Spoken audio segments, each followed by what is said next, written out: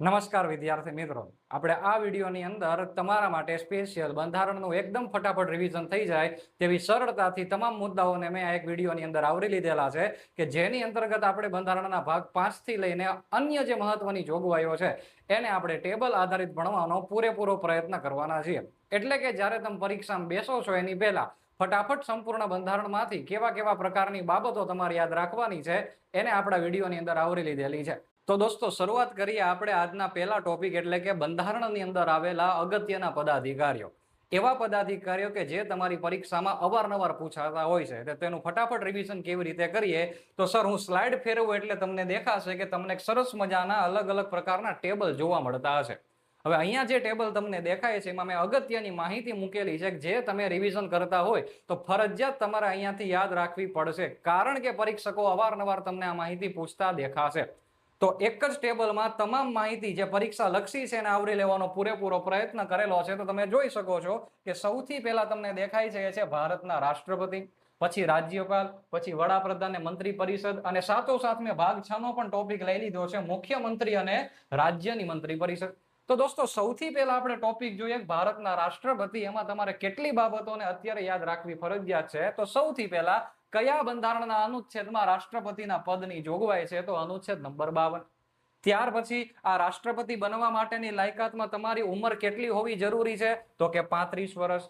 ત્યાર પછી સર એમના માટે કોઈ લાયકાત અથવા તો કોઈ શરતો ખરી? ઉદાહરણ તરીકે સંસદના સભ્ય હોય એ જ વ્યક્તિ રાષ્ટ્રપતિ બની શકે, કોઈ ગૃહના સભ્ય હોય તે જ વ્યક્તિ, તો કે ના, જો કોઈ ગૃહના સભ્ય હોય તો તે રાષ્ટ્રપતિ બની શકતા નથી। એટલે આપણે શું લખવું પડે અહીંયા? કોઈ પણ ગૃહના સભ્ય ન હોવા જોઈએ, યાદ રાખજો। સંસદના અથવા તો રાજ્ય વિધાનમંડળના કોઈ પણ ગૃહના સભ્ય ન હોય તે વ્યક્તિ રાષ્ટ્રપતિ બની શકે। યાદ રાખજો એ લાલ કલરનું જેટલું પણ લખેલું છે એ બધું A to Z most IMP રહેશે। ત્યાર પછીનો મુદ્દો છે કે રાષ્ટ્રપતિની નિમણૂક અથવા તો ચૂંટણી કેવી રીતના થશે। તો દોસ્તો તમે અત્યાર સુધી રિવિઝન કરતા હશો તો તમને અનુચ્છેદ નંબર 54 ની ખબર હોવી જોઈએ। તો અનુચ્છેદ નંબર 54 માં રાષ્ટ્રપતિની ચૂંટણી આપેલી છે અને આ ચૂંટણી અપ્રત્યક્ષ રીતે કરવાનું બંધારણમાં લખેલું છે। તમે સાંભળેલું હોય તો સપ્રમાણ પ્રતિનિધિત્વ, એકલ સંક્રમણીય મત પદ્ધતિ અને કેવી પાછી ગુપ્ત રીતે મતદાન કરવાનું છે બેલેટ પેપર દ્વારા। પરોક્ષ ચૂંટણી કેવું હોય તો પણ કહેવાય, અપ્રત્યક્ષ કેવું હોય તો પણ કહેવાય, અને આ મતદાર મંડળમાં કોણ કોણ ભાગ લેશે એની પણ તમને અત્યારે ખબર હોવી જોઈએ। આપણે અત્યારે ક્વિક રિવિઝન કરીએ છીએ એટલે ઇન ડેપ્થ મુદ્દાની અંદર આપણે કોઈ જ રીતના પડવાના નથી। ચલો એના પછીનો મુદ્દો છે કે રાષ્ટ્રપતિ બની ગયા પછી કેટલા વર્ષ સુધી કામ કરશે, એમની મુદ્દત કેટલી, કાર્યકાળ કેટલો તો 5 વર્ષનો કાર્યકાળ। ત્યાર પછી એમને શપથ અપાવવાનું કામ કોણ કરશે તો રાષ્ટ્રપતિ બની ગયા પછી શપથ અપાવવાનું કામ જે છે એમને ભારત દેશની સુપ્રીમ કોર્ટના મુખ્ય ન્યાયાધીશ કરશે, યાદ રાખજો। અહીંયાથી વારે ઘડીએ પ્રશ્નો બને છે, એના ઉપર ખાસ ધ્યાનમાં રાખવાનું છે। રાષ્ટ્રપતિને 5 વર્ષની પહેલા હોદ્દા ઉપરથી નીકળી જવું હોય અને રાજીનામું આપવું હોય તો રાજીનામું કોને આપશે? ઉપરાષ્ટ્રપતિ શ્રીને આપશે। ચાલો તેના પછી આપણે રાજ્યપાલની જોગવાઈને જોઈ લઈએ। જેમ અહીંયા પદની જોગવાઈ 52 માં હતી તો રાજ્યપાલનું પદ બંધારણના કયા અનુચ્છેદમાં દેખાય? 153 માં। યાદ રાખજો અહીંયા જે આપણે જોઈએ છીએ એ પદની જોગવાઈ છે, પરંતુ રાજ્યપાલની નિમણૂક કયા અનુચ્છેદ પ્રમાણે થાય છે તો જવાબ ફરી જાય 155 નંબરનો અનુચ્છેદ તમારે ધ્યાનમાં રાખવાનો। રાજ્યપાલનું પદ તો 153 માં, રાજ્યપાલની નિમણૂક તો 155 માં, યાદ રાખજો। હવે ફરી પાછું તમારે રાજ્યપાલ બનવું હોય તો તમારે કેટલા વર્ષની ઉંમર પૂર્ણ કરેલી હોવી જોઈએ તો કે 35 વર્ષની ઉંમર પૂર્ણ કરેલી હોવી જોઈએ। હવે દોસ્તો યાદ રાખજો રાષ્ટ્રપતિ અને રાજ્યપાલ એક સિક્કાની બે બાજુ છે। આ દેશનું સર્વોચ્ચ પદ તો એ વ્યક્તિ છે રાષ્ટ્રપતિ, અને રાજ્યનું સર્વોચ્ચ પદ તો એ છે આપણા રાજ્યપાલ। લગભગ વસ્તુ તમને as it is same to same જ જોવા મળશે। અલગ કઈ જગ્યાએ પડે છે તો પરીક્ષાની અંદર પૂછાય એવું હોય એને અલગથી લાલ કલર કરીને મેં મૂકી દીધેલું છે। ચાલો એને આપણે ચેક કરીએ તો આમાં પણ એક છે કે કોઈ પણ ગૃહના સભ્ય ન હોવા જોઈએ, રાજ્યની અંદર પણ કોઈ ગૃહના સભ્ય ને વિધાનસભા પરિષદના ન હોવા જોઈએ, અને સંસદમાં કેન્દ્ર વિધાનમંડળના પણ સભ્ય ન હોવા જોઈએ, તો જ તમે રાજ્યપાલ બની શકશો। ચાલો પછી સર આમની નિમણૂક થાય કે ચૂંટણી? મેં તમને અગાઉ કીધું કે 155 નંબરના અનુચ્છેદ પ્રમાણે રાજ્યપાલની શું થશે? નિમણૂક કરવામાં આવશે। તો રાજ્યપાલની નિમણૂક કરવામાં આવશે। ચાલો નિમણૂક થઈ ગઈ કોઈ રાજ્યની અંદર, તો હવે સર આ રાજ્યપાલ કેટલી મુદ્દત સુધી કામ કરશે તો સામાન્યતઃ 5 વર્ષની મુદ્દત હોય છે, પણ આપણે જે જાણવાનું છે એમાં તમારે એટલું યાદ રાખવાનું કે રાષ્ટ્રપતિની મરજી સુધી રાજ્યપાલ પોતાનો હોદ્દો જાળવી રાખશે। ત્યાર પછી એમને શપથ અપાવવાનું કામ કોણ કરશે? સૌથી વધુ ભૂલ થતી હોય તો અહીંયા દરેક વિદ્યાર્થીઓ કરતા હોય છે. કેમ કે નિમણૂક રાષ્ટ્રપતિ કરે તો શપથ પણ રાષ્ટ્રપતિ અપાવે. ના, એવું હોતું નથી. અહીંયા ધ્યાનમાં રાખવાનું, જે તે રાજ્યની હાઈકોર્ટના મુખ્ય ન્યાયાધીશ જે રહેલા છે એ એમને શપથવિધિ કરાવડાવશે. એટલે અહીંયા તમારે ભૂલ પડે એવું છે. મુદ્દાને ઓલરેડી હાઇલાઇટ કરેલો છે, ખાસ ધ્યાનમાં રાખવાનું. રાજ્યપાલને પોતાના કાર્યકાળની પહેલા જો રાજીનામું આપીને પોતાનો હોદ્દો છોડવો હોય તો એ રાજીનામું કોને આપશે? તો રાજીનામું રાષ્ટ્રપતિ શ્રીને આપશે. અહીંયા ખાસ ધ્યાન, રાજીનામું રાષ્ટ્રપતિ શ્રીને આપવાનું. અને સર એમને શપથ કોણ અપાવશે? હાઈકોર્ટના મુખ્ય ન્યાયાધીશ શપથ અપાવશે. એવી જ રીતે આપણે ત્રીજા નંબરનો મુદ્દો જ્યાં અગત્યનો છે એની આપણે ચર્ચા કરીએ તો દોસ્તો, બંધારણના ભાગ 5માં વડાપ્રધાન અને કેન્દ્રીય મંત્રી પરિષદની જોગવાઈ આપણને જોવા મળે છે. અને એના માટે તમારે 2 અનુચ્છેદ ફરજિયાત યાદ રાખવાના છે, અનુચ્છેદ 74 અને અનુચ્છેદ 75. એટલે કે વડાપ્રધાન અને મંત્રી પરિષદની નિયુક્તિ કેવી રીતે થાય છે? તો અનુચ્છેદ 74માં લખેલું છે કે રાષ્ટ્રપતિને સલાહ આપવા માટે એક મંત્રી પરિષદ વડાપ્રધાનની અધ્યક્ષતા વાળી રહેશે. કયા અનુચ્છેદમાં લખેલું છે? 74માં 74 આર્ટિકલની અંદર લખેલું છે કે આપણા દેશમાં રાષ્ટ્રપતિને સલાહ આપવા માટે. હવે અહીંયા ખાસ ધ્યાન, તમે અત્યારે રિવિઝન પૂરું કરી દીધેલું હોય તો હું તમને એક શરત કહી દઉં છું કે સલાહ શબ્દ આવે એટલે તમને ખબર હોવી જોઈએ કે બંધારણનો 42મો સુધારો અને 44મા સુધારાથી રાષ્ટ્રપતિની સલાહ માટે કેવા કેવા નિયમો બનાવવામાં આવેલા હતા. તો ખાસ ધ્યાનમાં તમારે રાખવાનું છે. બીજો મુદ્દો કે અનુચ્છેદ નંબર 75 તમને એવું કહે છે કે આપણા દેશમાં પ્રધાનમંત્રીની નિમણૂક રાષ્ટ્રપતિ કરશે. યાદ રાખજો, પ્રધાનમંત્રીની નિમણૂક કોણ કરશે? રાષ્ટ્રપતિ. અને પ્રધાનમંત્રીની સલાહથી અન્ય મંત્રીઓની નિમણૂક પણ રાષ્ટ્રપતિ કરશે. એટલે કે સૌથી પહેલા પ્રધાનમંત્રી નિમણૂક કોણે કરવાની? રાષ્ટ્રપતિને. કયા અનુચ્છેદમાં? 75માં. પછી પ્રધાનમંત્રી નિમાઈ ગયા, હવે જે વ્યક્તિનું નામ બોલે એવી રીતે રાષ્ટ્રપતિ અન્ય મંત્રીઓની નિયુક્તિ કરશે. ઓકે દોસ્તો, અહીંયા ધ્યાનમાં રાખવાનું સિમ્પલ લોજિક છે. સંસદની અંદર જેટલા ગૃહ રહેલા છે, જેમ કે 2 ગૃહ, કયા? તો કે લોકસભા અને રાજ્યસભા. તો જે ગૃહની અંદર સભ્ય બનવાની લાયકાત હોય એટલી જ લાયકાત આ વડાપ્રધાન મંત્રી પરિષદની અંદર બનાવવા જેવી હોય. જેમ કે અહીંયા લોકસભાના સભ્ય બનવું હોય કેટલા વર્ષની ઉંમર તમારી પૂર્ણ થયેલી હોવી જોઈએ? 25 વર્ષની ઉંમર તમારી પૂર્ણ થયેલી હોવી જોઈએ. અને જ્યારે રાજ્યસભાના સભ્ય એટલે કે રાજ્યસભામાંથી જો તમે વડાપ્રધાન કે મંત્રી પરિષદનો હિસ્સો બનવા માંગો છો, ટૂંકમાં રાજ્યસભાના સભ્ય બનવા માટે કેટલા વર્ષની ન્યૂનતમ લાયકાત હોવી જોઈએ? 30 વર્ષ તમારા પૂર્ણ થયેલા હોવા જોઈએ. ચાલો સર, હવે શું? તો કે અહીંયા આપણે એવું જોયું હતું કે તમારે રાષ્ટ્રપતિ બનવું હોય કે રાજ્યપાલ બનવું હોય તો કોઈ પણ ગૃહના સભ્ય ન હોવા જોઈએ. જ્યારે અહીંયા લાયકાતમાં જ કહી દીધેલું છે કે એક ગૃહના તમે સભ્ય ફરજિયાત હોવા જોઈએ. જો લોકસભાના તમે સભ્ય હોય તો 25 વર્ષ ઉંમર પછી તમે બની શકશો, અને જો તમે રાજ્યસભાના સભ્ય હોય તો 30 વર્ષની ઉંમર પછી તમે બની શકશો. તો અહીં લખેલું છે કે સંસદના કોઈ પણ એક ગૃહના સભ્ય ફરજિયાત હોવા જરૂરી છે, તો જ તમે આ કેટેગરીની અંદર આવી શકશો. અને જો નથી, તમે વડાપ્રધાન બની ગયા પરંતુ તમે કોઈ ગૃહના સભ્ય નથી, અથવા તો તમે કોઈ મંત્રી બની ગયા કોઈ ગૃહના સભ્ય નથી, તો 6 મહિનાની અંદર તમારે ગૃહના સભ્ય બનવું પડે. કોઈ પણ ગૃહના સભ્ય તમારે બનવું પડશે. ચાલો સર, એના પછી આપણને જોવા મળે છે કે એમની નિમણૂક કેવી રીતે થશે. મેં તમને કીધું અનુચ્છેદ 75માં રાષ્ટ્રપતિ પ્રધાનમંત્રીની નિમણૂક કરશે અને પ્રધાનમંત્રીની સલાહથી રાષ્ટ્રપતિ અન્ય મંત્રીઓની નિમણૂક કરશે. તો તમને એ દેખાય સર બની તો ગયા, વડાપ્રધાન બની ગયા તમે, સર આ દેશની અંદર મંત્રી પણ બની ગયા, તો પણ તમારે કેટલા વર્ષ સુધી આ દેશના આ હોદ્દા ઉપર રહેવાનું? તો લખેલું છે 5 વર્ષ સુધી તમે મંત્રી પરિષદ અથવા તો વડાપ્રધાન તરીકે કાર્યકાળ નિભાવી શકો છો. લોકસભાની જેટલી મુદ્દત હોય તેટલો જ કાર્યકાળ આ લોકોનો હોય. પણ એક શરત ખાસ ધ્યાનમાં રાખજો કે માત્ર 5 જ વર્ષ એવું નથી. જ્યાં સુધી લોકસભામાં બહુમતી મેળવેલી હોય ત્યાં સુધી વડાપ્રધાનને કોઈ વ્યક્તિ હટાવી શકતું નથી. એટલે નીચે લખેલું છે લોકસભાની બહુમતી હોય ત્યાં સુધી જે કહેવાય વડાપ્રધાન મંત્રી પરિષદ એમને રહેશે. ઉદાહરણ તરીકે નરેન્દ્ર મોદી 2014 થી વડાપ્રધાન હતા, હજી બહુમતી લેતા આવે છે, 2026નો સમયગાળો આવી ગયો, તો લોકસભાની બહુમતી હોય ત્યાં સુધી તમે વડાપ્રધાન બની શકો. ડન છે. ચાલો, શપથ કોણ અપાવશે? આ બધા લોકોને રાષ્ટ્રપતિ શપથ અપાવશે. ઓકે, માની લો કે એમને કંઈક ઘટના બને ને એમને પોતાનું રાજીનામું જો આપી દેવું હોય તો વડાપ્રધાન કે મંત્રી પરિષદ પોતાનું રાજીનામું કોને આપશે? તો કે રાષ્ટ્રપતિ શ્રીને રાજીનામું આપશે. કેમ કે દરેક વ્યક્તિને શપથ કોણે લેવડાવ્યા હતા? રાષ્ટ્રપતિ. એટલા માટે વ્યક્તિગત રીતે દરેક મંત્રી અને વડાપ્રધાન કોને જવાબદાર હોય? વ્યક્તિગત રીતે રાષ્ટ્રપતિને. પરંતુ ખાસ ધ્યાનમાં રાખવાનું કે આપણા દેશમાં સામૂહિક જવાબદારીનો સિદ્ધાંત છે, એટલા માટે આપણી આખી મંત્રી પરિષદ જે છે એ સામૂહિક રીતે કોને જવાબદાર છે? તો કે લોકસભાને જવાબદાર છે. જો લોકસભાનું વિસર્જન થાય તો મંત્રી પરિષદનું પણ વિસર્જન થાય. જો વડાપ્રધાન રાજીનામું આપે તો પણ મંત્રી પરિષદનું વિસર્જન થાય. એટલે કે સામૂહિક જવાબદારીનો સિદ્ધાંત આપણને આ મંત્રી પરિષદમાં જોવા મળે છે. હવે જો સર, અહીંયા જેમ રાષ્ટ્રપતિ અને રાજ્યપાલ એક સિક્કાની બે બાજુ હતા, તો મેં અહીંયા વડાપ્રધાન અને મુખ્યમંત્રીને એક સિક્કાની બે બાજુમાં લાવી દીધા. તમારે શું ભણવાનું ખબર છે? તમને ખાલી અલગ અલગ અનુચ્છેદ તમારે ખાલી પાકા કરવાના છે કે ભારત દેશના બંધારણમાં પ્રધાનમંત્રીની અને મંત્રી પરિષદની જોગવાઈ તો 74 ને 75, પણ રાજ્યની અંદર મુખ્યમંત્રી અને મંત્રી પરિષદની જોગવાઈ તો આપણને જોવા મળે છે કે 163 નંબરનો અનુચ્છેદ અને 164 નંબરનો અનુચ્છેદ.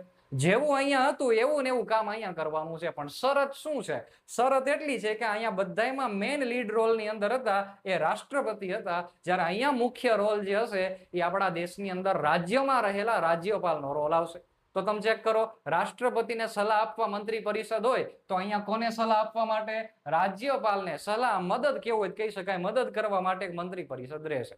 અને ત્યાર પછી રાજ્યપાલ જે રહેલા છે એ મુખ્યમંત્રીની નિમણૂક કરશે અને મુખ્યમંત્રીની સલાહથી અન્ય મંત્રીની નિમણૂક કોણ કરશે? રાજ્યપાલ કરશે. 164 નંબરનો અનુચ્છેદ ધ્યાનમાં રાખવાનો. અહીંયા બે અનુચ્છેદ એટલા માટે લખેલા છે કે હાલમાં આપણા દેશમાં અલગ અલગ રાજ્યોની અંદર વિધાનસભાની ચૂંટણીઓ સંપન્ન થયેલી છે, તો તમને આ બે અનુચ્છેદ પૂરેપૂરા પૂછાય એવી શક્યતા રહેલી છે. ખાસ ધ્યાનમાં રાખવાનું. એઝ ઇટ ઇઝ જે હતું એ કે આપણે પણ જો મુખ્યમંત્રી મંત્રી પરિષદનો હિસ્સો બનવું હોય તો તમારે કોઈ પણ ગૃહના સભ્ય હોવું ફરજિયાત છે. જો અહીંયા આપણે વાત કરતા હતા કેન્દ્ર સરકારના વડાપ્રધાનની, તો આપણે અહીંયા સંસદના કોઈ ગૃહના સભ્ય હોવું ફરજિયાત હતું. હવે આપણે અહીંયા કોની વાત કરીએ છીએ? રાજ્યની અંદર. તો રાજ્યની અંદર વિધાનસભા અથવા વિધાન પરિષદના કોઈ પણ ગૃહના એક વખત સભ્ય અથવા તો સભ્ય હોવું ફરજિયાત છે. હવે જો તમે વિધાનસભામાંથી આવતા હોય તો તમારી ઉંમર કેટલા વર્ષની હોવી જોઈએ? 25 વર્ષ પૂર્ણ થયેલા હોય તો તમે વિધાનસભાના સભ્ય તરીકે જે કહેવાય એ ઉમેદવારી નોંધાવી શકો છો અથવા સભ્ય બની શકો છો. અને બીજો મુદ્દો, જો તમે વિધાન પરિષદના સભ્ય હોય તો ઓછામાં ઓછી કેટલા વર્ષ તમારી ઉંમર પૂર્ણ થયેલી હોવી જોઈએ? 30 વર્ષની તમારી ઉંમર જે છે એ થયેલી હોવી જોઈએ. ચલો, એના પછીનો મુદ્દો છે કે આ બધાની અંદર મુખ્યમંત્રી મંત્રી પરિષદની નિમણૂક કેવી રીતે થશે? જો મેં અહીંયા કીધું એ જ છે કે સૌથી પહેલા રાજ્યપાલ એ મુખ્યમંત્રીને નિમશે અને પછી મુખ્યમંત્રી રાજ્યપાલને સલાહ આપશે અને પછી બધાની નિયુક્તિ રાજ્યપાલ કરશે. જો આપણને અહીં લખેલું દેખાય, સર નિમણૂક થઈ ગઈ પણ કેટલા વર્ષ સુધી મુખ્યમંત્રી રહેવાનું? લખેલું છે 5 વર્ષ સુધી.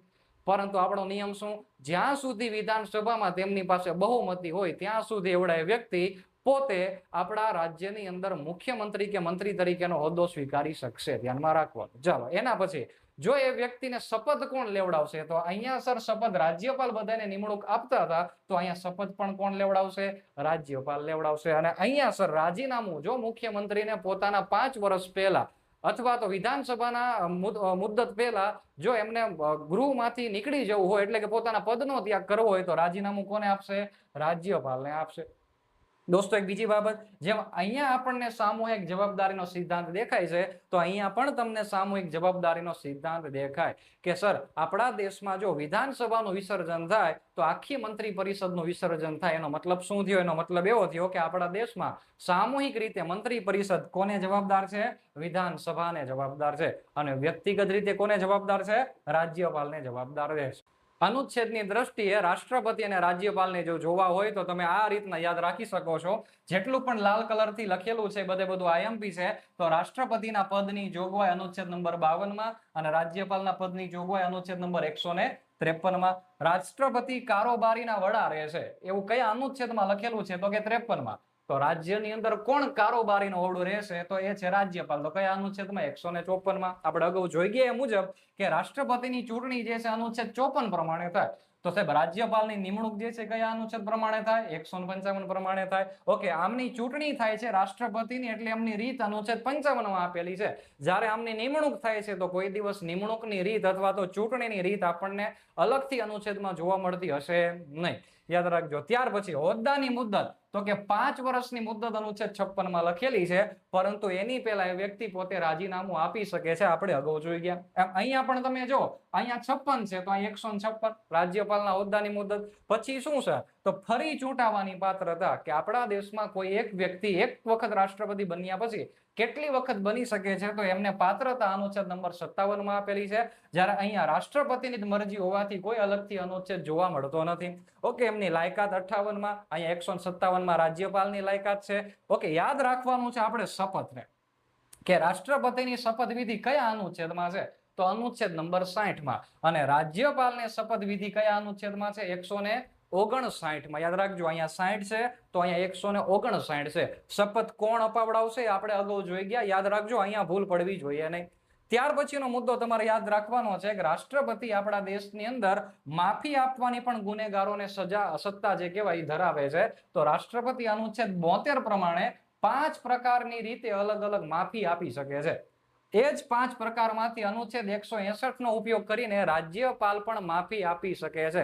હવે તમે જ્યારે અહીંયા ટોપિક સુધી પહોંચેલા હોય તો તમને રાષ્ટ્રપતિની માફી આપવાની સત્તામાં અને રાજ્યપાલની માફી આપવાની સત્તામાં કયો કયો તફાવત રહેલો છે ખબર હોવી જોઈએ. આપણે રિવિઝન કરીએ છીએ એટલે અત્યારે હું એ મુદ્દાની અંદર ડિટેલમાં જતો નથી. યાદ રાખજો. ચલો, વટહુકમ બહાર પાડવાની સત્તા. તો સર, રાષ્ટ્રપતિ વટહુકમ અનુચ્છેદ 123 પ્રમાણે બહાર પાડશે.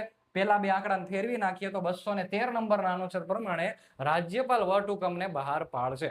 યાદ રાખજો.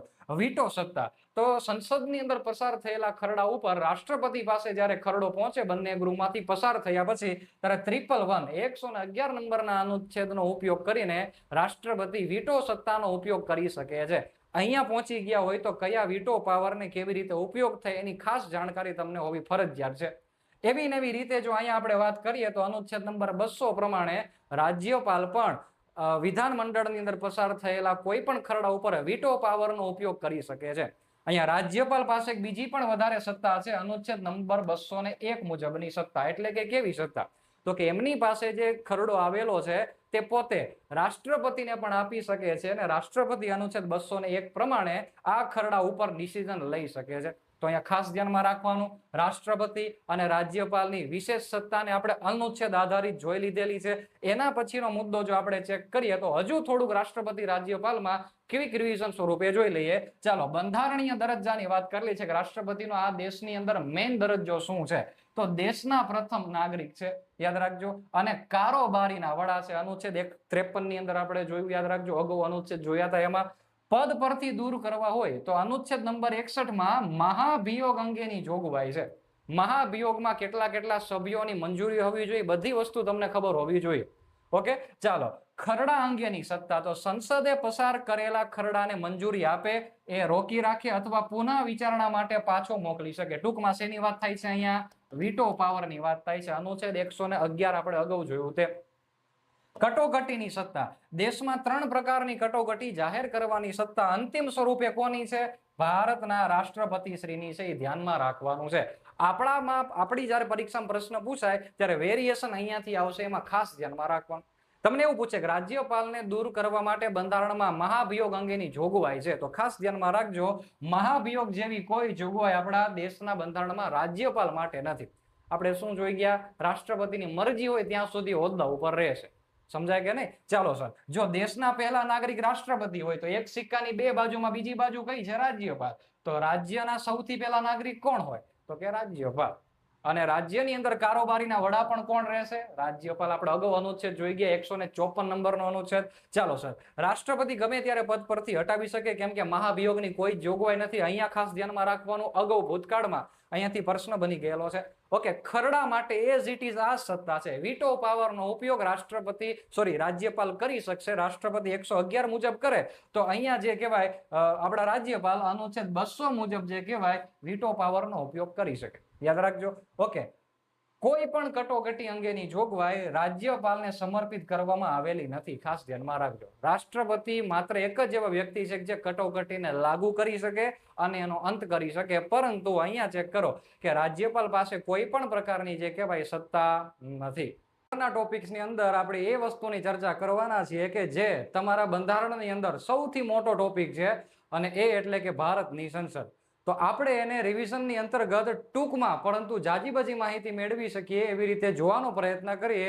તો દોસ્તો તમે જાણતા હશો કે જ્યારે તમે સંસદની વાત કરો ત્યારે સૌથી પહેલા થોડીક બેઝિક માહિતી તમને ખબર હોવી જોઈએ અને હશે તે સંસદની અંતર્ગત કોનો સમાવેશ થાય છે. તો તમે જાણો છો કે એક વ્યક્તિ છે અને બે ઓરડા છે, બે રૂમ છે. તો એક વ્યક્તિ એટલે કોણ? તો કે સર ભારતના રાષ્ટ્રપતિ. હવે આપણે રાષ્ટ્રપતિની વિગત અગાઉ જોઈ લીધી, ડિટેલમાં જોઈ લીધું કે રાષ્ટ્રપતિ કેવી રીતે અપોઇન્ટ થશે, એમની ચૂંટણી કેવી રીતે, બધી વસ્તુ અનુચ્છેદ સાથે આપણે જોઈ લીધી.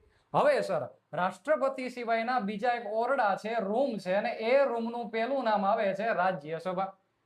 આવો બીજો રૂમ કે જે આપણા દેશની અંદર શાસન ચલાવવા માટે ખૂબ જ અગત્યનો રોલ ભજવે છે અને એ છે લોકસભા. તો દોસ્તો આપણે આ સંસદની અંતર્ગત રચના કેવી રીતે થાય એ તો તમને ખબર છે કે બે રૂમ અને એક રાષ્ટ્રપતિ દ્વારા. પણ હવે આપણે એ સમજવું છે કે આપણે રાષ્ટ્રપતિની ચર્ચા કરી લીધેલી હોવાથી અહીંયા આપણે શરૂ કરવું છે રાજ્યસભા અને લોકસભાની અગત્યની ચર્ચા. એટલે કે રિવિઝનની અંદર આટલા મુદ્દા તો તમને ખબર હોવી જ જોઈએ જ્યારે તમે પરીક્ષાની અંદર પેપર દેવા માટે જાઓ છો ત્યારે. એમાં સર સૌથી પહેલા આપણે ચર્ચા કરીશું રાજ્યસભાની અને ત્યાર પછી આપણે ચર્ચા કરીશું લોકસભાની. જેમ કે તમે જો તો આ એક બાજુ સમાનાર્થી વિરુદ્ધાર્થી જેવું છે.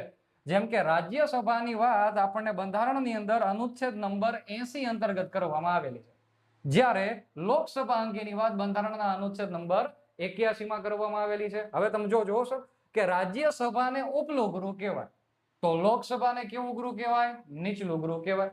રાજ્યસભાને કાઉન્સિલ ઓફ સ્ટેટ્સ એટલે કે રાજ્યોની પરિષદ કહેવાય, જ્યારે લોકસભાને હાઉસ ઓફ પીપલ એટલે કે લોકોનું ગૃહ એવું કહેવાય. તમે જોશો ને વિરોધાર્થી શબ્દો ભણતા એવું લાગે છે ને, જોઈ લો.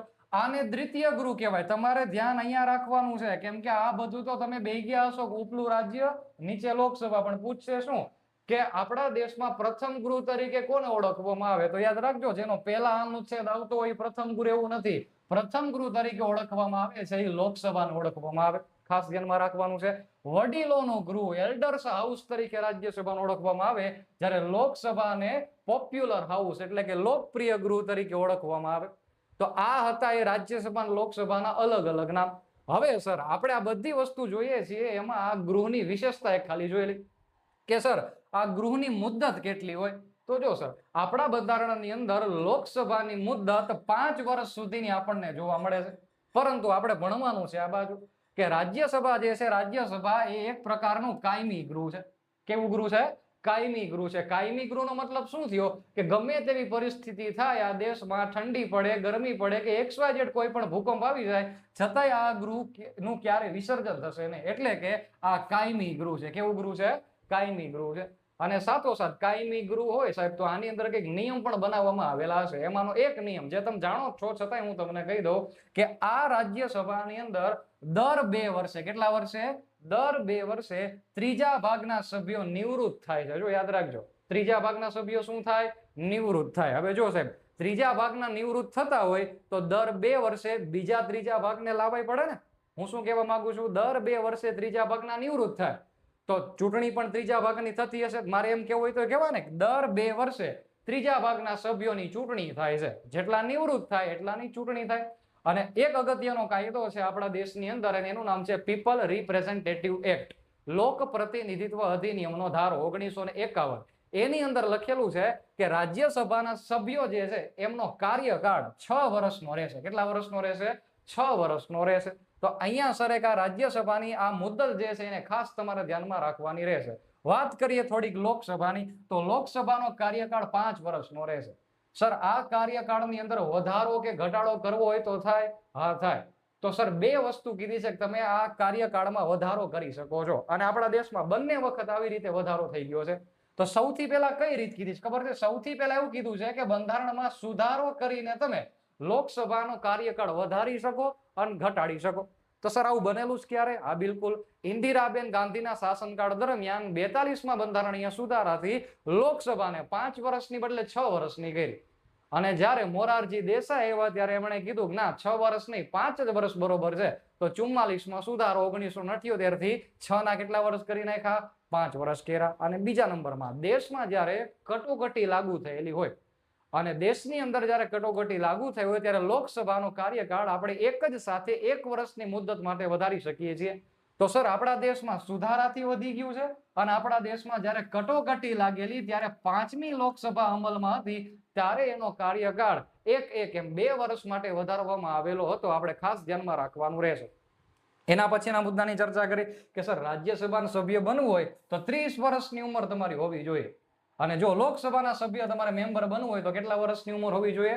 25 વર્ષની નવ યુવાન તમે હોવા જોઈએ. જો છોકરી હોય તો યુવતી હોવી જોઈએ. એના પછી સર ચૂંટણી કેવી રીતના થશે તમારા રાજ્યસભાના મેમ્બર બનવું હોય તો દોસ્તો પરોક્ષ ચૂંટણીની વાત કીધેલી છે. આપણે અગાઉ જોઈ ગયા સપ્રમાણ પ્રતિનિધિત્વ, એકલ સંક્રમણીય મત પદ્ધતિ, પણ યાદ રાખજો બધી જગ્યાએ ગુપ્ત મતદાન પદ્ધતિ એવું તમે આગળ રાષ્ટ્રપતિમાં ઉપરાષ્ટ્રપતિમાં સાંભળેલું. અહીંયા જે ચૂંટણી થશે એ ખુલ્લી મતદાન પ્રક્રિયાથી થશે અને આવી વસ્તુ લોક પ્રતિનિધિત્વ ધારો 2003 થી એની અંદર સુધારો કરવામાં આવેલો છે અને લખેલું છે કે રાજ્યસભાની ચૂંટણી અપ્રત્યક્ષ રૂપે થશે એટલે કે પરોક્ષ રીતે થશે. એનું બીજું નામ કેવું હોય તો સપ્રમાણ પ્રતિનિધિત્વથી થશે અને ખુલ્લી મતદાન પ્રક્રિયાથી થશે. આટલી બાબત તમારે ધ્યાનમાં રાખવાની રહેશે. જ્યારે લોકસભાની ચૂંટણી કેવી રીતના થશે તો કે લોકસભાની ચૂંટણી તમામ લોકો જે છે મતદાન કરવા જશે. એમાં હું પણ આવી ગયો અને તમે પણ આવી ગયા એટલે તમે ખુદ મતદાન કરવા જાઓ અને સરકાર બનાવો એને કેવી ચૂંટણી કહેવાય? ડાયરેક્ટ ઇલેક્શન, પ્રત્યક્ષ ચૂંટણી કહેવાય. યાદ રાખજો આમાં આપણે કોઈ દિવસ મતદાન કરવા નથી જતા. ખબર પડે ને? ચાલો હવે એના પછી આ આખું ગૃહ છે સાહેબ રાજ્યસભા છે એમાં માણસો વધારે હશે તો એ આખા બધા માણસોનું હેન્ડલિંગ કરવા માટે આપણે કોઈ મેન હેડ ઓફિસરને બેસાડવા પડશે. તો બંધારણની અંદર હેડ ઓફિસર કોણ છે? તો અનુચ્છેદ 64માં લખેલું છે કે ઉપરાષ્ટ્રપતિ જે છે એ હોદ્દાની રૂએ રાજ્યસભાના સભાપતિ એટલે કે મેઇન લીડર હશે. તો જો આપણે લખ્યું અનુચ્છેદ નંબર 64 મુજબ કે ઉપરાષ્ટ્રપતિ હોદ્દાની રૂએ કહેવાય શું? ઉપરાષ્ટ્રપતિ. પણ એને હકીકતમાં કામ શું કરવાનું છે? રાજ્યસભાનું આખું મેનેજમેન્ટ કરવાનું છે, સંચાલન કરવાનું છે ભાઈ. એટલા જ માટે એમને પગાર પણ શેનો મળે છે? સભાપતિનો મળે છે. ઉપરાષ્ટ્રપતિનો પગાર મળતો નથી. અને જ્યારે લોકસભાની અંદર લોકસભામાંથી જ શાસક પક્ષના કોઈ એક વ્યક્તિને સ્પીકર તરીકે બેસાડવામાં આવશે અથવા તો એને લોકસભાના અધ્યક્ષ તરીકે ઓળખવામાં આવે છે તો ખાસ ધ્યાનમાં રાખવાનું. બીજી એક બાબત સર કે આ રાજ્યસભા અને લોકસભાની વાત તો કરીએ છીએ તો શું આ દેશની અંદર અનામત પ્રક્રિયા બંને ગૃહમાં છે ખરી? તો હું તમને સિમ્પલ વાત કહી દઉં, રાજ્યસભામાં કોઈ પણ પ્રકારની અનામત પ્રક્રિયા નથી પણ લોકસભાની અંદર અનામત જે છે એ 2 વર્ગની કેટેગરીને મળે છે. યાદ રાખજો કાન ખુલ્લા, 2 વર્ગની અલગ અલગ કેટેગરીને મળે છે. એ 2 વર્ગની કેટેગરીમાં એક અનુસૂચિત જાતિ છે અને એક અનુસૂચિત જનજાતિ છે. અનુસૂચિત જાતિને હાલમાં 2026 ની હું અત્યારે જે લેક્ચર લઉં છું વાત કરું છું 84 બેઠક એમને અનામત તરીકે મળે છે. યાદ રાખજો. અને સર 47 બેઠક અનુસૂચિત જનજાતિના અનામતમાં મળે છે. આમ 84 + 47 કરો તો કુલ અનામત બેઠક 131 જે છે એ આપણા લોકસભાની અંદર છે. આવું કયા અનુચ્છેદમાં લખેલું છે? તો આવું અનુચ્છેદ નંબર 330 ની અંતર્ગત લખેલું છે કે લોકસભામાં અનુસૂચિત જાતિ અને જનજાતિને બેઠક અનામત આપવા અંગેની ચર્ચા. તો જો સર અહીંયા અનુચ્છેદ 330 ને યાદ રાખવાનો છે. કોને કોને અનામત મળે છે એ પણ ધ્યાનમાં રાખવાનું છે. અને મોસ્ટ આઈએમપી મહિલાઓને અનામત આપવાનો ખાલી વિચાર બંધારણમાં દેખાય છે, હજુ આપણા લોકસભામાં અનામત એમને મળેલું છે નહીં.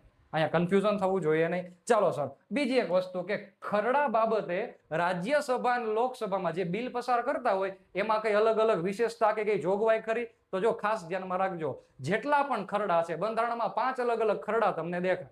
આ 5 ખરડામાંથી લગભગ ખરડામાં આપણા દેશની અંદર રાજ્યસભા = લોકસભા બંનેને સરખી જ સત્તા છે. જેમ કે બંધારણીય સુધારાનો ખરડો તો કોઈ પણ ગૃહમાં તમે રજૂ કરી શકો, પણ એક ખરડો એવો છે જેનું નામ છે નાણાં ખરડો, મની બિલ. આ નાણાં ખરડામાં રાજ્યસભા પાસે કોઈ જ સત્તા નથી, માત્ર 14 દિવસની સત્તા છે. અને આપણે જોઈએ પણ લોકસભાની અંદર જે છે ને વિશેષ સત્તા છે કે નાણાં બિલ જે છે ને નાણાં બિલ એટલે કે અનુચ્છેદ 110માં નાણાં બિલની વાત કીધેલી છે એ હંમેશા લોકસભામાં જ રજૂ થાય.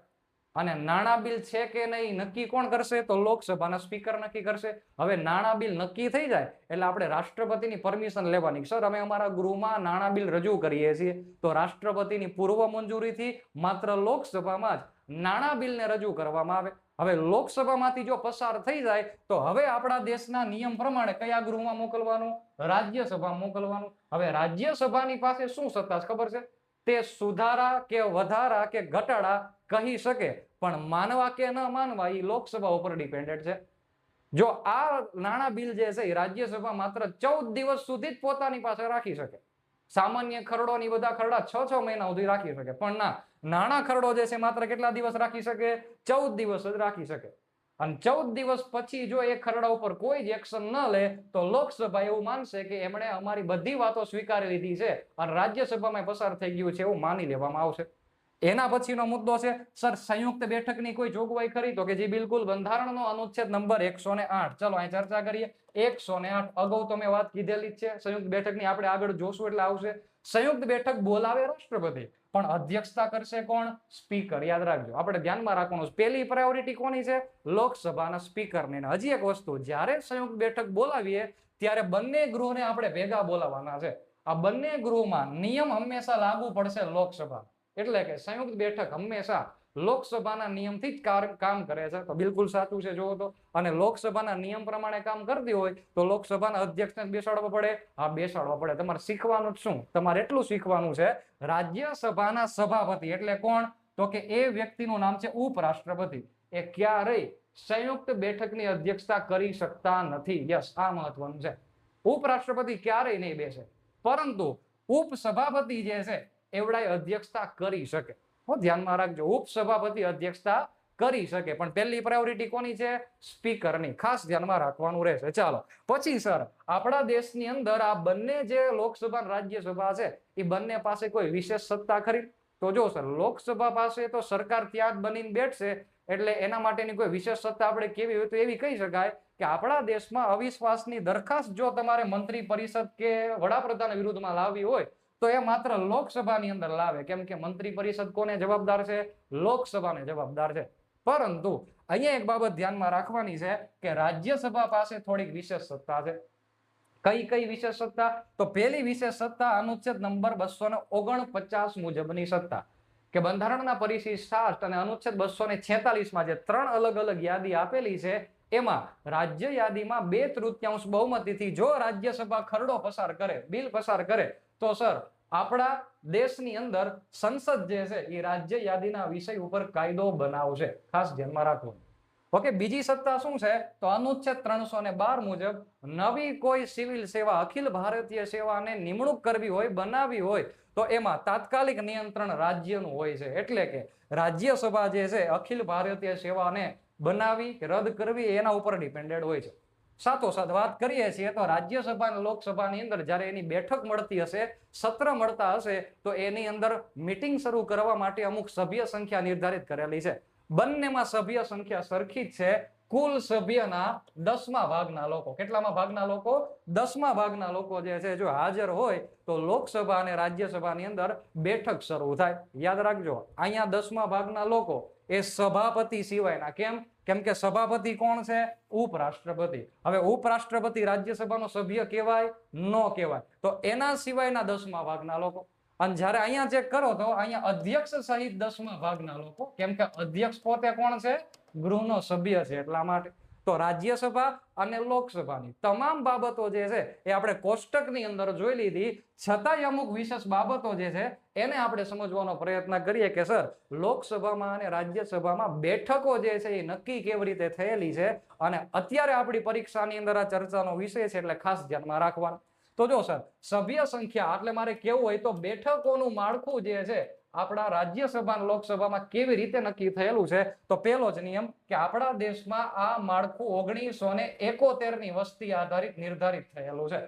તો 1971ની વસ્તી આધારિત રાજ્યસભાની અંદર હાલમાં મહત્તમ સભ્ય સંખ્યા 250 રાખવામાં આવેલી છે, જેમાં 245 બેઠક હાલમાં સક્રિય છે, એટલે કે એની ઉપર ચૂંટણી થાય છે, બધા લોકો બેસે છે. હવે 245 બેઠકો છે તો અમુક રાજ્યમાંથી આવતી હશે, અમુક કેન્દ્ર શાસિત પ્રદેશમાંથી આવતી હશે, તો કે બિલકુલ. તો રાજ્યસભામાં રાજ્યમાંથી આવતી બેઠક કેટલી? તો 225. અને સર કેન્દ્ર શાસિત પ્રદેશમાંથી આવતી બેઠક કેટલી? તો કે 8 બેઠક છે.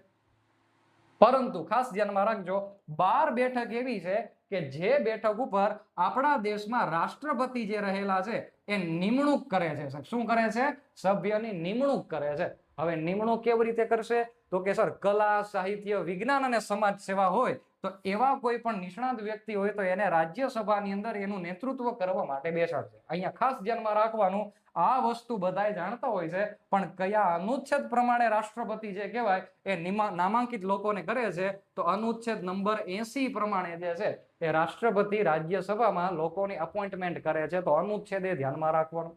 ચલો આ બાજુ જોઈ લો, લોકસભાની આપણે થોડીક વાત કરી લઈ. તો લોકસભાની અંદર હાલમાં જે બેઠકો નિર્ધારિત કરેલી છે 1971 ની વસ્તી આધારિત, એ કુલ બેઠક કેટલી છે? 550. પણ વર્તમાનમાં જે સક્રિય બેઠક છે જેની ઉપર ચૂંટણી થાય છે એ બેઠક છે 543. એમાં અમુક રાજ્યની હશે તો કેટલી છે? 524. કેન્દ્ર શાસિત પ્રદેશની કેટલી? તો કે 19. સૌથી વધુ બેઠક કોની? તો કે યુપી ની. બધું તમે જાણતા હશો. અને હા સર, એક ખાસ બાબત ધ્યાનમાં રાખવાની છે કે અત્યાર સુધી એટલે કે 2019 સુધી 2020 સુધી એંગ્લો ઇન્ડિયન ને જે કહેવાય આમાં 2 બેઠકો રાષ્ટ્રપતિ દ્વારા એમની નામાંકન દ્વારા ભરવામાં આવતી હતી. પરંતુ હવે એંગ્લો ઇન્ડિયન ની બેઠક જે છે એને નાબૂદ કરવામાં આવેલી હોવાથી અત્યારે એંગ્લો ઇન્ડિયન ની બેઠક જે છે એનું અનામત જે છે આપણે આગળ વધારેલું નથી. તો જો સર, પેલા 550 વત્તા 2 એટલે 552 સંખ્યા હતી, એમાંથી 2 બેઠક આપણે કાઢી નાખી એટલે કેટલી વધે? 550. તો એંગ્લો ઇન્ડિયન ને મળતું અનામત આપણે ડિલીટ કરેલું છે. તો એક વસ્તુ બીજી એક નોંધવાની કે આવી કોઈ બેઠક રદ થાય તો બંધારણમાં સુધારો કરેલો છે. તો 104 માં બંધારણીય સુધારાથી 2019 માં સુધારો થયો, જેનો અમલ 2020 માં થયો. તો 2020 25મી જાન્યુઆરીના રોજ આ સુધારાનો અમલ થયેલો હોવાથી એંગ્લો ઇન્ડિયન ને અનામત બેઠક જે મળતી હતી અનુચ્છેદ નંબર 331 અને 333 પ્રમાણે એ રદ કરવામાં આવેલી છે. 331 પ્રમાણે લોકસભામાં મળતી હતી, 333 પ્રમાણે વિધાનસભામાં મળતી હતી. તો આ બંને અનામત જે છે એને આપણે નાબૂદ કરેલી છે. એક વસ્તુ ને બીજી વસ્તુ ધ્યાનમાં રાખવાની. ઓલું અગાઉ આપણે જોયું ને SC ST વાળાને અનામત મળતું હતું, તો બંધારણની અંદર 10 વર્ષે એમને અનામત જે છે ને એ આપવામાં આવે છે. 10 વર્ષે અનામતમાં વેલિડિટી વધારવામાં આવે. તો 104 માં બંધારણીય સુધારાથી આપણું બંધારણ લાગુ થયું ને ત્યારથી લઈને અત્યાર સુધીમાં, એટલે કે 104 માં બંધારણીય સુધારા 2020 19 માં ભલે થયો પણ 2020 થી અમલમાં આવ્યો. 2020 થી આ જે SC ST ને મળતું અનામત જે છે ને એ 10 વર્ષ સુધી વધારવામાં આવ્યું. તો 2020 માં અમલમાં આવ્યો હોય તો 10 વર્ષ એટલે કેટલા થયા? તો 2030 સુધી જે કહેવાય અનામતને વધારવામાં આવ્યું. તો બંધારણ લાગુ થયાના કેટલા વર્ષોથી આ અનામત એમને રહેશે? તો જો શું લખેલું છે? 80 વર્ષો સુધી આ અનામત જે છે એ હવે લાગુ કરવામાં આવશે. એટલે ફરી પાછું 2030 માં અનામત માટેનો સુધારો થશે. પણ અત્યારે અનુસૂચિત જાતિ જનજાતિને બેઠક કયા સુધારાથી જે કહેવાય સ્થગિત કરેલી છે?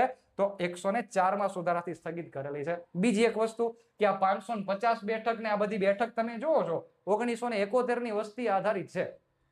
પણ આપણા બંધારણમાં એવું લખેલું છે કે જ્યારે વસ્તી ગણતરી થશે એના પછી જે કહેવાય આપણે બેઠકોમાં વધારો કરીશું. તો અત્યારની પરિસ્થિતિ પ્રમાણે હું કહું છું, છેલ્લે જે સુધારો થયો છે 84 મો સુધારો 2001 માં થયેલો છે. અને 84 માં સુધારા 2001 થી એવું નક્કી કરવામાં આવેલું કે આ બધી જે બેઠક છે આ બેઠકને આગામી વર્ષ 2026 સુધી, એટલે કે અત્યારે જે વર્ષ ચાલે છે ને 2026 સુધી આ બેઠકોને એમને રાખવાની છે. તો તમે જોયું હશે અત્યારે તે આપણા દેશની સંસદમાં વડાપ્રધાન અને એમની સરકાર દ્વારા એક બિલ લાવવામાં આવેલું કે બેઠકની સંખ્યામાં વધારો કરવો છે. પણ આ બિલ જે છે એ પાસ ન થયું. કેમ કે બિલ પાસ કરવું હોય બંધારણમાં સુધારો કરવો પડે, અને બંધારણમાં સુધારો વિશેષ બહુમતીથી થાય તો એમને બહુમતી પ્રાપ્ત ન થતા અત્યારની આ બેઠક જે છે એ આ સુધારાથી જે કહેવાય સ્થગિત કરેલી છે. આ સુધારો પરીક્ષામાં પૂછાઈ શકે એમ છે, ખાસ ધ્યાનમાં રાખવાનું રહેશે. તો સંસદની અંતર્ગત આપણે જે આ સભ્ય સંખ્યા હતી અને અગત્યનો સુધારો હતો એને આપણે જોઈ લીધો છે. હવે આપણે આગળના મુદ્દાની ચર્ચાને જોઈએ. સંસદની કાર્યવાહીની અંતર્ગત ખૂબ જ અગત્યનો મુદ્દો, અને એ છે આપણો પ્રશ્નકાળ. આમ જોવા જઈએ તો 11 થી 6 વાગ્યા સુધીમાં પ્રશ્નકાળ, શૂન્યકાળ વગેરે જેવી વિગત હોય છે, પણ તમારા પરીક્ષકનું ધ્યાન જે વધારે જેના મુદ્દા ઉપર છે એને આપણે પ્રયત્ન કરીએ. તો પ્રશ્નકાળની અંદર મોટે ભાગે અલગ અલગ 3 થી 4 પ્રકારના પ્રશ્નો પૂછવામાં આવતા હોય છે. આ એક ટેબલને તમે જોશો એટલે તમારા બધા ડાઉટ્સ ક્લિયર થઈ જવાના છે અને રિવિઝન પણ ફટાફટ થઈ જશે. ચાલો, તો તારાંકિત પ્રશ્નો, અતારાંકિત પ્રશ્નો, અલ્પસૂચિત પ્રશ્નો અને ખાનગી સભ્યોને પૂછવામાં આવતા પ્રશ્નો, 4 પ્રકારના પ્રશ્નો છે. ખાસ ધ્યાનમાં રાખજો કે જ્યારે આ પ્રશ્ન કોઈને પૂછવામાં આવે ત્યારે એનો જવાબ કેવી રીતના તમને મેળવવો પડે એ પરીક્ષામાં પૂછાય. તો જો તારાંકિત પ્રશ્નો પૂછાવાના હોય ત્યારે જવાબ હંમેશા કેવો આપવાનો છે? મૌખિક જવાબ તમારે આપવાનો. હવે મૌખિક જવાબ આપી દીધો તો એની ઉપર શું એ જવાબને પૂરો મેળવવા માટે પૂરક પ્રશ્ન પૂછી શકાય. એટલે કે તારાંકિત પ્રશ્નોમાં પૂરક પ્રશ્ન પૂછી શકાય છે, સપ્લિમેન્ટરી ક્વેશ્ચન પૂછી શકાય? તો કે હા, બિલકુલ પૂછી શકાય. જો તમારે ઈ જ યાદ રાખવાનું, કેવા પ્રશ્ન ક્યારે પૂછી શકાય અને એના ઉપર જવાબ કેવો મળે, અને પૂરક પ્રશ્ન પૂછી શકાય કે ન પૂછી શકાય? તો કે જો તારાંકિત પ્રશ્નોનો જવાબ મૌખિક મેળવવાનો હોય અને એના બદલામાં તમે પૂરક પ્રશ્ન પૂછી શકો છો. નીચેનો મુદ્દો લખેલો છે કે પ્રશ્ન એમને એમ નહીં પૂછવાનો, એના નિયમ છે. અને નિયમમાં પહેલો નિયમ કે 15 દિવસ અગાઉ તમારે ગૃહના મહાસચિવને, સેક્રેટરીને નોટિસ આપવી પડશે. તો આ નોટિસનો સમયગાળો તમારે ખાસ ધ્યાનમાં રાખવાનો. એના પછીનો મુદ્દો કે કેવા કલરનું પેપરમાં આ પ્રશ્ન લખેલો હશે? તો કે લીલા કલરનો રંગવાળું પેપર હશે, એની અંદર જે કહેવાય તારાંકિત પ્રશ્નો મૂકવામાં આવેલા હશે. ત્યાર પછીનો મુદ્દો, કયા વિષય માટે આ પ્રશ્ન પૂછી શકાય? તો કે જે તે મંત્રાલયની મહત્વની બાબતો માટે તમે કોઈ પણ મંત્રીશ્રીને આ પ્રશ્ન પૂછી શકો છો. તો તારાંકિત પ્રશ્નમાં બધી બાબત ધ્યાનમાં રાખવાની. એવી ને એવી રીતે અતારાંકિત પ્રશ્નો. અતારાંકિત પ્રશ્નો એટલે એવા પ્રશ્નો કે જે પ્રશ્નનો જવાબ તમારે કેવો માંગવાનો છે? લેખિત માંગવાનો છે. લેખિતનો મતલબ શું થાય? તો કે જવાબ ટેબલ ઉપર મૂકવામાં આવશે. ભાઈ તમે મને પ્રશ્ન પૂછો, હું લખીને તમને જવાબ આપી દે. હવે લેખિત જવાબ જો મેળવવાનો હોય તો ડાયરેક્ટ તમે એની ઉપર જે કહેવાય ધૂળ કાઢી નાખશો, પૂરક પ્રશ્ન પૂછવા જ લાગશો જ નહીં. લેખિતમાં જવાબ છે, થોડીક રાહ જુઓ, હું લેખિતમાં જવાબ આપું પછી આપણે જે ચર્ચા કરવી હોય કરશું. પણ અત્યારે અતારાંકિત પ્રશ્નમાં આપણે પૂરક પ્રશ્ન પૂછી શકતા નથી. આગળનો મુદ્દો, એમાં કોઈ નોટિસ પીરિયડ ખરો? હા, જે અહીંયા નોટિસ પીરિયડ હતો તે જ અહીંયા છે. આપણે 15 દિવસને ધ્યાનમાં રાખવાના છે. કેવા કલરનું કાગળ હોય તો અતારાંકિત પ્રશ્ન પૂછશે? સફેદ કલરનું કાગળ હોય તો. Okay sir. અને બાકી અહીંયા વધારાની આંકડાકીય માહિતી મેળવવા માટે સામાન્ય જોગે આ તારાંકિત પ્રશ્નો પૂછવામાં આવતા હોય છે. એના પછી અગત્યના અલ્પ સૂચના ધરાવતા પ્રશ્નો. અલ્પ સૂચિત પ્રશ્નો એટલે શું? તો કે તાત્કાલિક કોઈ માહિતીની જાણકારી મેળવવી હોય, ઇમરજન્સીમાં, તાકીદના પ્રસંગે જો તમારે તાત્કાલિક જવાબ મેળવવો હોય તો તમે ટૂંકી નોટિસ પ્રશ્નો પણ આને કહી શકો. કેવી કહેવાય? ટૂંકી નોટિસ પ્રશ્ન પૂછીને પણ તમે તમારો જવાબ મેળવી શકો છો. હવે જવાબ તમારે તાત્કાલિક જોઈએ છે તો તાત્કાલિક બોલીને જવાબ આપવો પડે. બોલીને એટલે કેવી રીતે? મૌખિક. હવે મૌખિક જો જવાબ આપણને મળતો હોય તો પૂરક પ્રશ્ન પૂછી શકાય. હા, પૂછી શકાય. જો અને નામ શું છે આનું? ટૂંકી નોટિસ પ્રશ્ન. બધામાં આપણે 15 દિવસની નોટિસ આપતા હતા, તો ટૂંકી નોટિસ કોને કહેવાય? તો લખ્યું છે 10 દિવસ કરતા ઓછા સમયની નોટિસથી જે પ્રશ્ન પૂછાય એને ટૂંકી નોટિસ પ્રશ્નો કહેવામાં આવશે. કેવા કલરનું કાગળ હોય તો આ પ્રશ્ન પૂછશે? તો કે આછો ગુલાબી રંગ હોય તો આ પ્રકારનું કાગળ જે છે અથવા તો આ પ્રકારના પ્રશ્નો જે છે પૂછવામાં આવશે. મેં કીધું ને, તાકીદના આકસ્મિક પ્રસંગે પ્રશ્ન પૂછવા, ઇમરજન્સી પૂછવા હોય તો અલ્પસૂચિત પ્રશ્ન પૂછી શકાય. ખાનગી સભ્યોને પૂછવામાં આવતા પ્રશ્ન, પીળા કલરનું કાગળ લઈને જે વ્યક્તિ ઉભો થાય એ ખાનગી સભ્યને પ્રશ્ન પૂછશે. હવે તમને ખબર હોવી જોઈએ કે સરકારી સભ્ય અને ખાનગી સભ્ય એટલે શું સર? ઓકે, યાદ રાખજો. મંત્રી સિવાયના સામાન્ય સાંસદને પ્રશ્ન જો પૂછવા હોય, જે વ્યક્તિ મંત્રી હોય એને સરકારી સભ્ય કહેવાય, અને જે વ્યક્તિ મંત્રી ન હોય પણ ગૃહનો ભાગ હોય એને આપણે કેવો વ્યક્તિ કહેવાય? ખાનગી કહેવાય. તો એને આપણે પ્રશ્ન પૂછાય. જવાબ તમે ગમે તેમ મેળવી શકો, લેખિત કે મૌખિક. યાદ રાખજો. ઓકે, જો મૌખિક જવાબ મેળવવાનો હોય તો પૂરક પ્રશ્ન પૂછી શકાય, અને લેખિતમાં જવાબ જોતો હોય તો નહીં પૂછવાના. એઝ ઇટ ઇઝ જે ચાલ્યું હતું તો એ જ છે.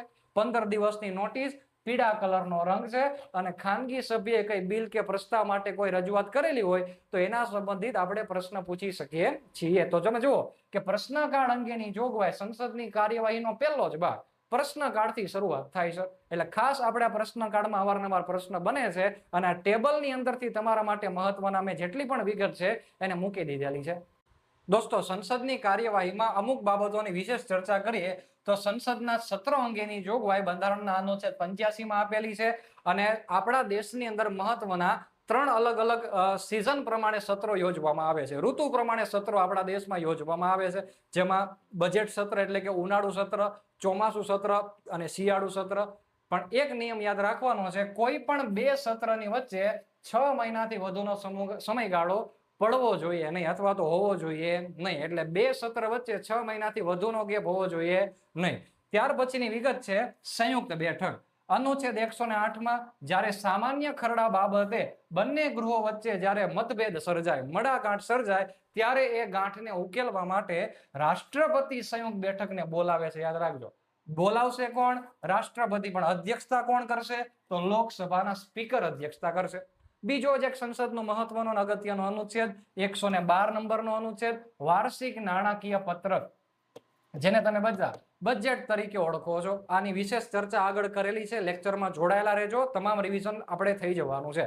અને અત્યારે કરંટ અફેરમાં ચર્ચામાં છે એવો એક સરસ મજાનો મુદ્દો કે જે તમને દરેકને ખબર હોવી જોઈએ, અને એ મુદ્દો એટલે કે અનુચ્છેદ નંબર 82 અંતર્ગતનો મુદ્દો. શું કહે છે અનુચ્છેદ નંબર 82? તો કે જો પરિસીમન આયોગની વાત કરે છે. શેની વાત કરે છે? પરિસીમન આયોગની વાત કરે છે. યાદ રાખજો, અલગ અલગ ઘણા બધા નામ છે. બીજું નામ આપણે સીમાંકન પંચ કેવું હોય તો કહી શકાય. હવે આપણે અગાઉ બેઠકો જોઈ ગયા સંસદની. સંસદની બેઠકોમાં ફેરફાર ક્યારે થાય? તો કે જ્યારે નવી વસ્તી ગણતરી થઈ જાય એના પછી. તો વસ્તી ગણતરી થઈ જાય તો ફેરફાર કરે કોણ? તો લખ્યું છે વસ્તી ગણતરી પછી સીમાંકન અધિનિયમ પસાર કરવામાં આવશે, અને સીમાંકન અધિનિયમ પસાર થયા પછી બેઠક વ્યવસ્થામાં ફેરફાર કરવામાં આવશે. તો આપણે ચેક કરીએ કે આ સીમાંકન પંચની નિમણૂક કોણ કરે. તો બંધારણના અનુચ્છેદ નંબર 82 મુજબ સીમાંકન પંચની નિમણૂક રાષ્ટ્રપતિ કરે છે. ભૂલ ન થવી જોઈએ. કોણ કરે છે? રાષ્ટ્રપતિ. પરંતુ તમને એમ પૂછે કે આ સીમાંકન પંચના સભ્યો કોણ કોણ હોય અને એની અધ્યક્ષતા કોણ કરે? તો આ પંચની અંદર મુખ્ય 3 સભ્યો હોય છે, જેમાં અધ્યક્ષ તરીકે જે વ્યક્તિ બિરાજમાન હોય છે એ સુપ્રીમ કોર્ટના નિવૃત્ત અથવા ચાલુ સક્રિય કોઈ જજ હોય એવડા વ્યક્તિ પોતે આના અધ્યક્ષ પદ બિરાજમાન કરશે. ચાલો, ભારતના મુખ્ય ચૂંટણી કમિશનર, ચીફ ઇલેક્શન કમિશનર જે છે આપણા ભારતના, એ વ્યક્તિ પણ આના સભ્ય હોય છે, અને સંબંધિત રાજ્યના ચૂંટણી કમિશનરો પણ આની અંતર્ગત સભ્યપદ નિભાવે છે. અત્યાર સુધીમાં અલગ અલગ 4 વખત સીમાંકન પંચ ગઠિત થઈ ચૂક્યું છે. એમ 1952માં, 1963માં, 1973માં, 2002માં. એમ કેટલી વખત? 4 વખત સીમાંકન પંચનું ગઠન થઈ ચૂક્યું છે. તો દોસ્તો, મહત્વના એવા સંસદની અંદર પસાર થતા ખરડાઓ વિશે અગત્યની માહિતીની ચર્ચા કરીએ તો એક જ ટેબલમાં લગભગ ખરડાઓને મેં આવરી લીધેલા છે કે જે તમારી પરીક્ષામાં અવારનવાર પૂછાય. તો જો સર, સંસદમાં જે ખરડાઓ છે એમાં સૌથી પહેલા અનુચ્છેદ 107માં સામાન્ય ખરડો આપેલો છે અથવા સાદો ખરડો. નાણાં ખરડો અનુચ્છેદ નંબર 110માં આપેલો છે. નાણાકીય ખરડો સરકારની આવક અને સરકારના ખર્ચ સંબંધિત જે ખરડા છે અનુચ્છેદ 117(1) અને 117(2) આપેલો છે. અને મોસ્ટ આઈએમપી બંધારણીય સુધારાનો ખરડો અનુચ્છેદ 368 અંતર્ગત આપણને જોવા મળે છે. હવે તમારે એટલું ધ્યાનમાં રાખવાનું છે કે આ બધી બાબતો લગભગ આમ સરખી જશે, પણ એક જ બાબત કે તમારે ધ્યાનમાં રાખવાની છે કે જેમાં સંયુક્ત બેઠક કયા ખરડામાં બોલાવી શકાય અને કયા ખરડામાં ન બોલાવી શકાય. પણ આપણે વિગતને જોઈએ તો સૌથી પહેલા સાદો ખરડો કોઈ પણ ગૃહમાં રજૂ થાય. નાણાં ખરડો તો જો માત્ર કયા ગૃહમાં રજૂ થાય? લોકસભામાં. આપણે અગાઉ જોઈ ગયા. નાણાકીય ખરડો તો જો સાહેબ, નાણાકીય ખરડો 117(1) વાળો જે ખરડો છે એ માત્ર લોકસભામાં રજૂ થાય, અને 117(3) વાળો ખરડો, અહીંયા 2 નહીં આવે, 3 આવશે. 3 વાળો ખરડો લોકસભા અને રાજ્યસભા બંનેમાંથી કોઈ પણ એક ગૃહમાં રજૂ થઈ શકે. ત્યાર પછી બંધારણીય સુધારાનો ખરડો, મોસ્ટ આઈએમપી, અહીંયા ધ્યાન રાખવાનું છે. બંધારણીય સુધારાનો ખરડો કોઈ પણ ગૃહમાં રજૂ થઈ શકે છે, માત્ર લોકસભામાં એવું નથી. કોઈ પણ જે કહેવાય ગૃહમાં રજૂ થઈ શકે. ઓકે, હવે આ મોસ્ટ આઈએમપી ટોપિક આવે છે સંયુક્ત બેઠક. સાદા ખરડામાં જો બંને ગૃહ વચ્ચે મતભેદ થાય તો આપણે સંયુક્ત બેઠક બોલાવી શકીએ, પણ નાણાં ખરડાની અંદર મતભેદ થાય તો સંયુક્ત બેઠક બોલાવી શકતા નથી. એવી જ રીતે બંધારણીય સુધારાના ખરડાની અંદર આપણે સંયુક્ત બેઠક બોલાવી શકતા નથી. એટલે કે નાણાં અને બંધારણીય સુધારામાં સંયુક્ત બેઠક નહીં બોલાવાય, બાકી બધા ખરડામાં બોલાવી શકાય. ચાલો સર, ગૃહમાં જો વિલંબ થાય તો, એટલે કે બંને ગૃહ વચ્ચે માની લો કે મડાગાંઠ થાય અને 6 મહિના સુધી કોઈ ડિસિઝન જ ન લેવાય તો આપણે સંયુક્ત બેઠક બોલાવશું. હવે નાણાં ખરડામાં તો આપણે વાત કરી છે કે મહત્તમ 14 દિવસ સુધી તમે રાખી શકો છો. અહીંયા કોઈ જ સમય મર્યાદા આપેલી નથી, અને બંધારણીય સુધારા ખરડામાં પણ કોઈ સમય મર્યાદા નથી. 6 મહિના થઈ જાય ને વધારે સમય થાય, પણ સંયુક્ત બેઠક બોલાવવાની નથી, અહીંયા લખેલું છે. ચાલો, રાષ્ટ્રપતિની પૂર્વ મંજૂરી કયા ખરડામાં જરૂરી છે? જે જગ્યાએ હા લખેલું હોય ને એને તમારે ધ્યાનમાં રાખવાનું. અને હા, તમે બધા જો અહીંયા સુધી વિડીયોમાં પહોંચી ગયેલા હોય તો તમારા માટે એક સરસ મજાનો પ્રશ્ન મેં અહીંયા મૂકેલો છે, એનો જવાબ તમારે મને આપવાનો છે. પ્રશ્ન નંબર 1 છે, તો તમારે કમેન્ટમાં જવાબ 1 કરીને લખવાનું છે. અને પ્રશ્ન કંઈક આવી રીતે છે: ભારતીય સંસદીય પદ્ધતિમાં સરકારી ખરડો કોને કહેવાય?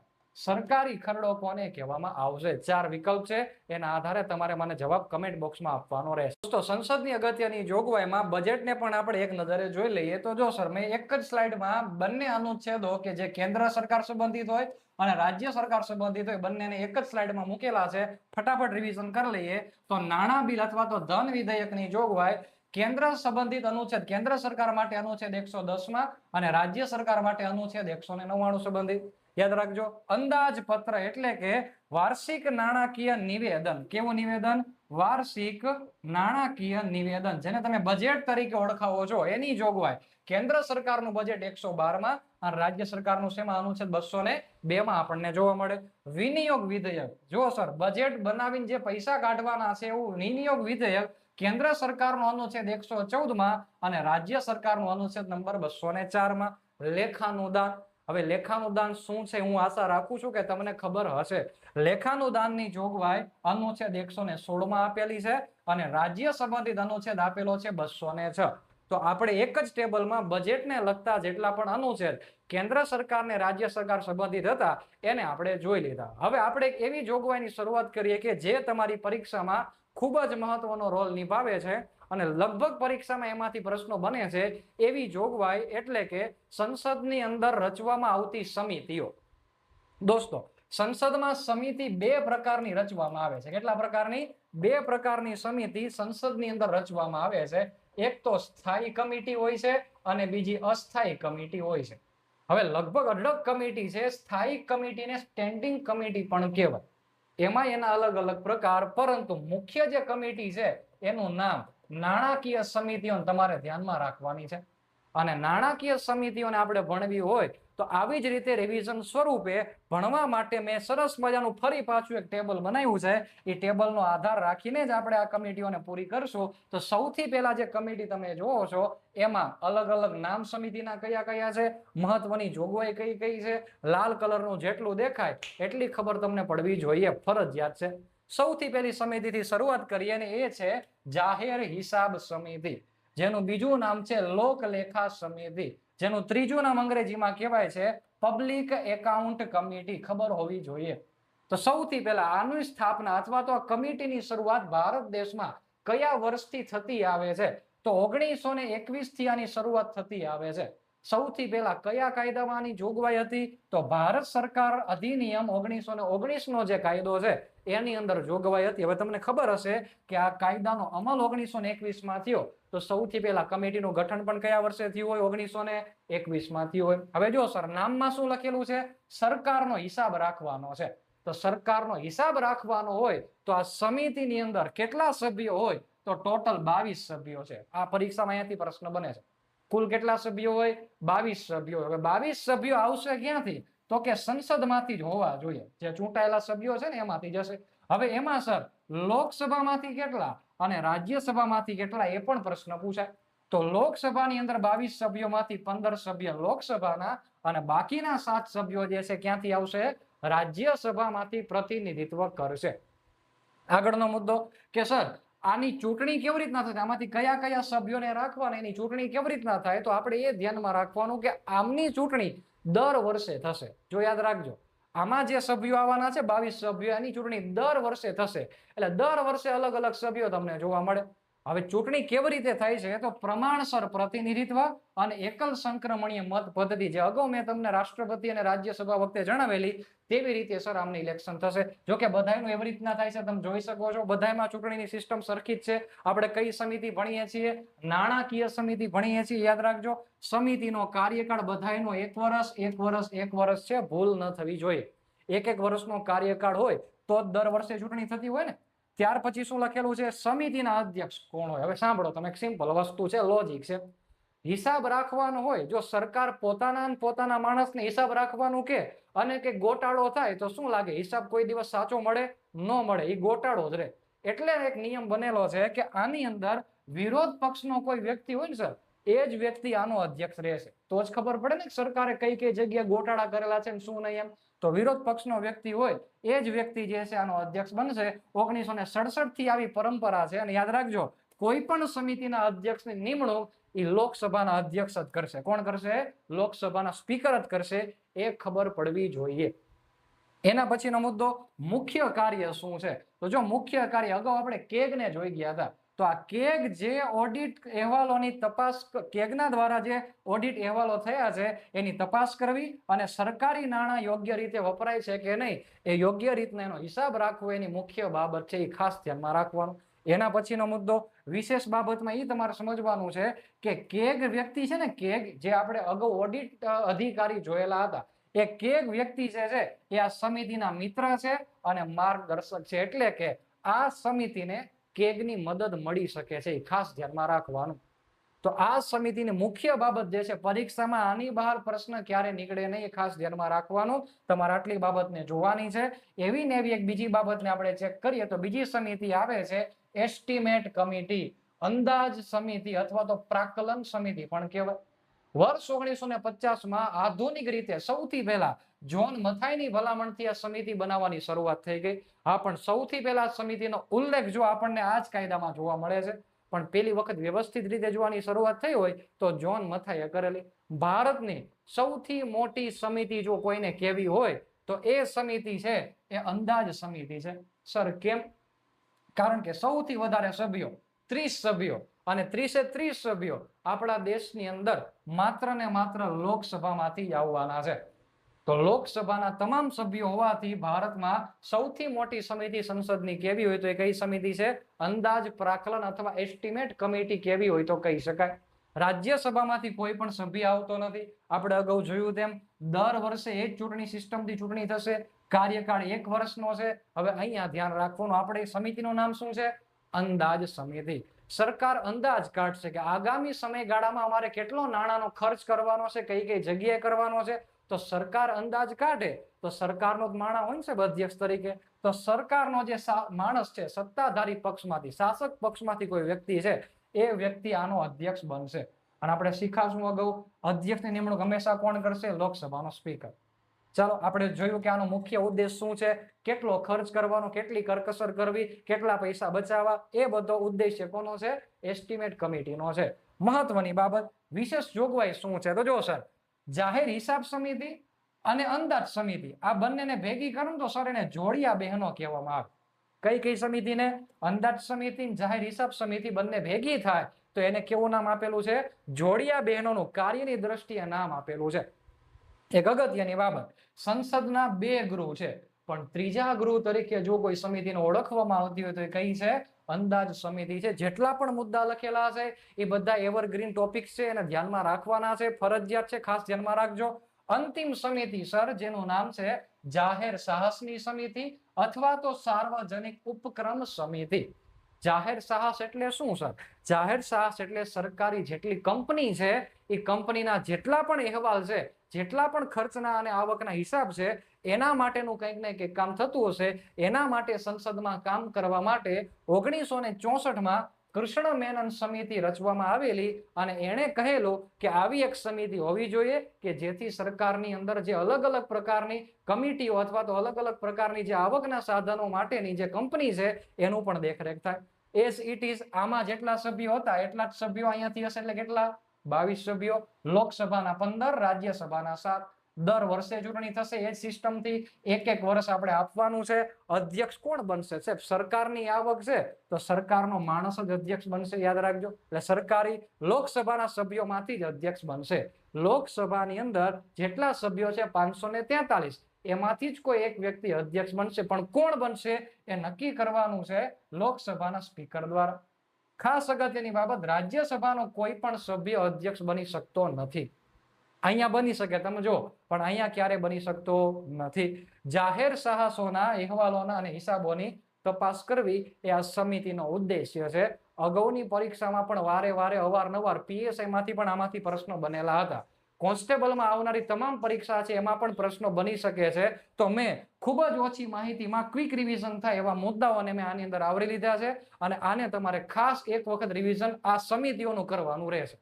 તો ભાગ 5 અંતર્ગત ન્યાયતંત્રની આપણે હવે શરૂઆત કરીએ. તો ભારતની અંદર સુપ્રીમ કોર્ટ, હાઈકોર્ટ વગેરેની અંતર્ગત આપણે કયા કયા મુદ્દાને પરીક્ષામાં યાદ રાખવા જોઈએ કે જે તમે કદાચ અત્યાર સુધી રિવિઝન ન કરેલા હોય તો આપણે આની અંદર પ્રયત્ન કરીએ એને સમજવાનો. પણ આ ન્યાયતંત્રની શરૂઆત કરું એની પહેલા અમુક પ્રશ્ન જે અત્યારે કરંટ અફેરમાં ચર્ચામાં છે એની મારે તમારી સાથે ચર્ચા કરવી છે, જેના જવાબ તમારે મને કમેન્ટ બોક્સની અંદર આપવાના રહેશે. એટલે ખાસ ધ્યાનમાં રાખજો. બીજા નંબરનો પ્રશ્ન, અગાઉ આપણે પહેલા નંબરનો જોયો, એનો પ્રશ્ન તમારે મને જવાબ આપવાનો છે.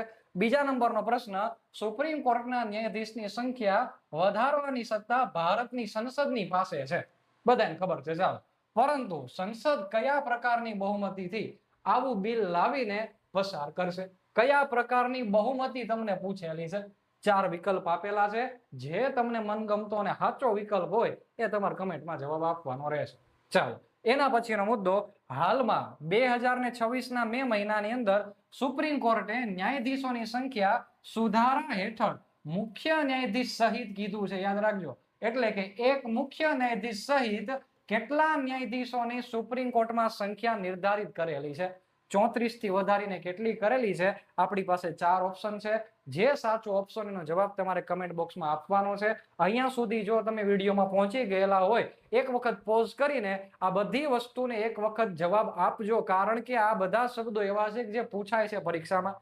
અને અગત્યનો અને મોસ્ટ એમપી અંતિમ સુપ્રીમ કોર્ટને લગતો પ્રશ્ન નંબર 4, કે હાલમાં ન્યાયાધીશની સંખ્યામાં વધારો કરવા માટે કયા મૂળ અધિનિયમમાં સુધારો કરવા માટેની દરખાસ્ત મંજૂર કરવામાં આવી છે? ટૂંકમાં સંસદ કાયદો બનાવીને જે છે બિલ પસાર કરે, તો કયા કાયદાની અંદર ફેરફાર કરીને હાલમાં સંખ્યા વધારેલી છે?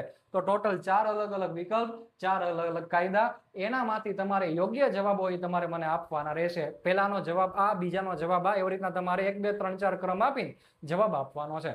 હવે આપણે શરૂ કરીએ ભારતની અંદર ન્યાયતંત્રનું માળખું, અને એમાં જે તમારે ખાસ ધ્યાનમાં રાખવાનું છે, એમાં આ 2 સરસ મજાના ટોપિક, સુપ્રીમ કોર્ટ અને હાઈકોર્ટ. ભલે ભાગ 5 ભણીએ છીએ, પણ મેં ઓલરેડી હાઈકોર્ટને પણ આમાં લઈ લીધેલી છે.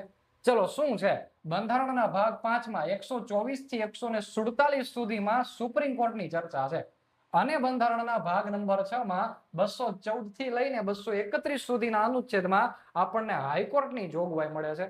પણ કયા અનુચ્છેદમાં સુપ્રીમ કોર્ટની રચના કરવી એવું લખેલું છે? તો 124 નંબરના અનુચ્છેદમાં. આમાં લખ્યું છે 124 અનુચ્છેદ 1, અનુચ્છેદ 2, 3, 4, 5, 7 સુધી અલગ અલગ અનુચ્છેદ આપ્યા છે. એમ અહીંયા અનુચ્છેદ નંબર 214 માં હાઈકોર્ટ અંગેની જોગવાઈની વાત કરેલી છે. ત્યાર પછીનો મુદ્દો, કે હાઈકોર્ટમાં સુપ્રીમ કોર્ટમાં તમારે જવું હોય, જજ તરીકે બેસવું હોય, તો તમારી પાસે લાયકાત શું શું હોવી જોઈએ? તો લખેલું છે સુપ્રીમ કોર્ટમાં જજ બનવાની લાયકાત 5 વર્ષ સુધી તમે હાઈકોર્ટમાં જજ તરીકેનો અનુભવ તમારી પાસે હોવો જોઈએ. રાજ્યની અંદર કોઈ પણ હાઈકોર્ટમાં 5 વર્ષ સુધીનો જજ તરીકેનો અનુભવ હોવો જોઈએ. અથવા કીધેલું છે 10 વર્ષ સુધી હાઈકોર્ટમાં વકીલાત, એડવોકેટનો તમારી પાસે અનુભવ હોવો જોઈએ. તો જો 5 વર્ષ જજનો અનુભવ, 10 વર્ષ અથવા વકાલતનો અનુભવ, બંનેમાંથી કોઈ એક વસ્તુ તમારી પાસે હોય તો તમે સુપ્રીમ કોર્ટની અંદર ન્યાયાધીશ બનવા પાત્ર લાયકાત ધરાવો છો. બંનેમાંથી કંઈ ન હોય તો રાષ્ટ્રપતિની દ્રષ્ટિએ તમે ન્યાયાવિદ હોવા જોઈએ. જ્યારે હાઈકોર્ટની અંદર તમારે જો જજ બનવું હોય તો શું જોગવાઈ છે? તો 10 વર્ષનો કોઈ પણ ન્યાયિક હોદ્દો તમારી પાસે હોવો જોઈએ, અથવા તો હાઈકોર્ટમાં 10 વર્ષનો વકાલતનો અનુભવ જો તમારી પાસે હોય તો તમે હાઈકોર્ટની અંદર ન્યાયાધીશ તરીકે બિરાજમાન અથવા તો એપોઇન્ટમેન્ટ મેળવી શકો છો. શપથ વાત કરી લઈએ કે હાઈકોર્ટ ને સુપ્રીમ કોર્ટની અંદર ન્યાયાધીશને શપથ કોણ લેવડાવશે? અહીંયા મિસ્ટેક ન થાય, ખાસ ધ્યાનમાં રાખવાનું. અનુચ્છેદ 124 પેટા ભાગ 4 માં કીધું છે રાષ્ટ્રપતિ દરેક સુપ્રીમ કોર્ટના ન્યાયાધીશને શપથ લેવડાવશે, અથવા તો તેમના દ્વારા કોઈ નિમેલ વ્યક્તિ શપથ લેવડાવશે. જ્યારે રાજ્યની અંદર હાઈકોર્ટમાં શપથ લેવડાવવાનું કામ જે તે રાજ્યના રાજ્યપાલ અથવા તેમના દ્વારા નિયુક્ત વ્યક્તિનું છે, અને અનુચ્છેદ આપણને જોવા મળે છે 219. ચાલો, હવે જો સુપ્રીમ કોર્ટમાં કે હાઈકોર્ટમાં તમારે લાયકાતમાં ન્યૂનતમ ઉંમર લાગુ થવા માટેની નથી, કે 25 વર્ષના હોય તો આપણે જોયું હતું ને લોકસભામાં 30 વર્ષ. અહીંયા એવું કઈ જ નથી. અહીંયા નિવૃત્તિની ઉંમર આપેલી છે.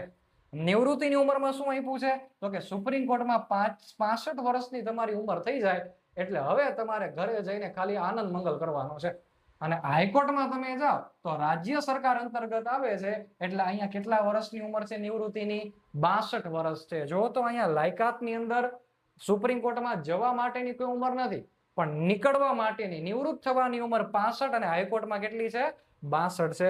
રાજીનામું આપવું હોય તો તમે અહીંયા ખાસ ધ્યાન રાખજો, સુપ્રીમ કોર્ટમાં રાજીનામું માત્ર રાષ્ટ્રપતિને જ આપવાનું, પણ હાઈકોર્ટમાં રાજીનામું કોને આપવાનું? તમારે રાષ્ટ્રપતિને આપવાનું. ખાલી શપથનું જ કામ રાજ્યપાલ કરશે, બાકી રાજીનામું અને નિમણૂક કોણ કરશે? રાષ્ટ્રપતિ કરશે. ચાલો, જો એમની કોઈ ગેરવર્તણૂક અથવા અસમર્થતાના કારણે તમારે જો આમને હટાવવા હોય તો સંસદ કાયદા દ્વારા હટાવી શકે છે. એના કયો કાયદો છે? તો ન્યાયાધીશ તપાસ અધિનિયમ 1968 પ્રમાણે તમે હટાવી શકો છો. એઝ ઇટ ઇઝ અહીંયા આ જ કાયદો છે. ન્યાયાધીશ તપાસ અધિનિયમ પ્રમાણે હટાવી શકે. આપણે અગાઉ કેગની વાત કરી હતી ને, કેગને સુપ્રીમ કોર્ટના જજની જેમ હટાવાય, તો તમને આ પ્રોસેસ ખબર હોવી જોઈએ, યાદ રાખજો. ચાલો, નજીરી અદાલત, સુપ્રીમ કોર્ટ એ અભિલેખી અદાલત રહેશે, કોર્ટ ઓફ રેકોર્ડ રહેશે. એને આપેલા ચુકાદા દરેક અદાલતે માનવાના રહેશે. એવું કયા અનુચ્છેદમાં લખેલું છે? 129 નંબરમાં સુપ્રીમ કોર્ટને નજીરી અદાલત કીધેલી છે અને હાઈકોર્ટને અનુચ્છેદ 215 કીધેલું છે. એટલે આખા ભારતમાં ટોટલ નજીરી અદાલત કેટલી? તો કે 2. કઈ કઈ? તો કે રાજ્યની તમામ હાઈકોર્ટો અને એક કેવી છે? Supreme court. ચાલો, રીટ બહાર પાડવાની સત્તા અનુચ્છેદ 32 મુજબ સુપ્રીમ કોર્ટને મળે અને અનુચ્છેદ 226 મુજબ કોને મળે?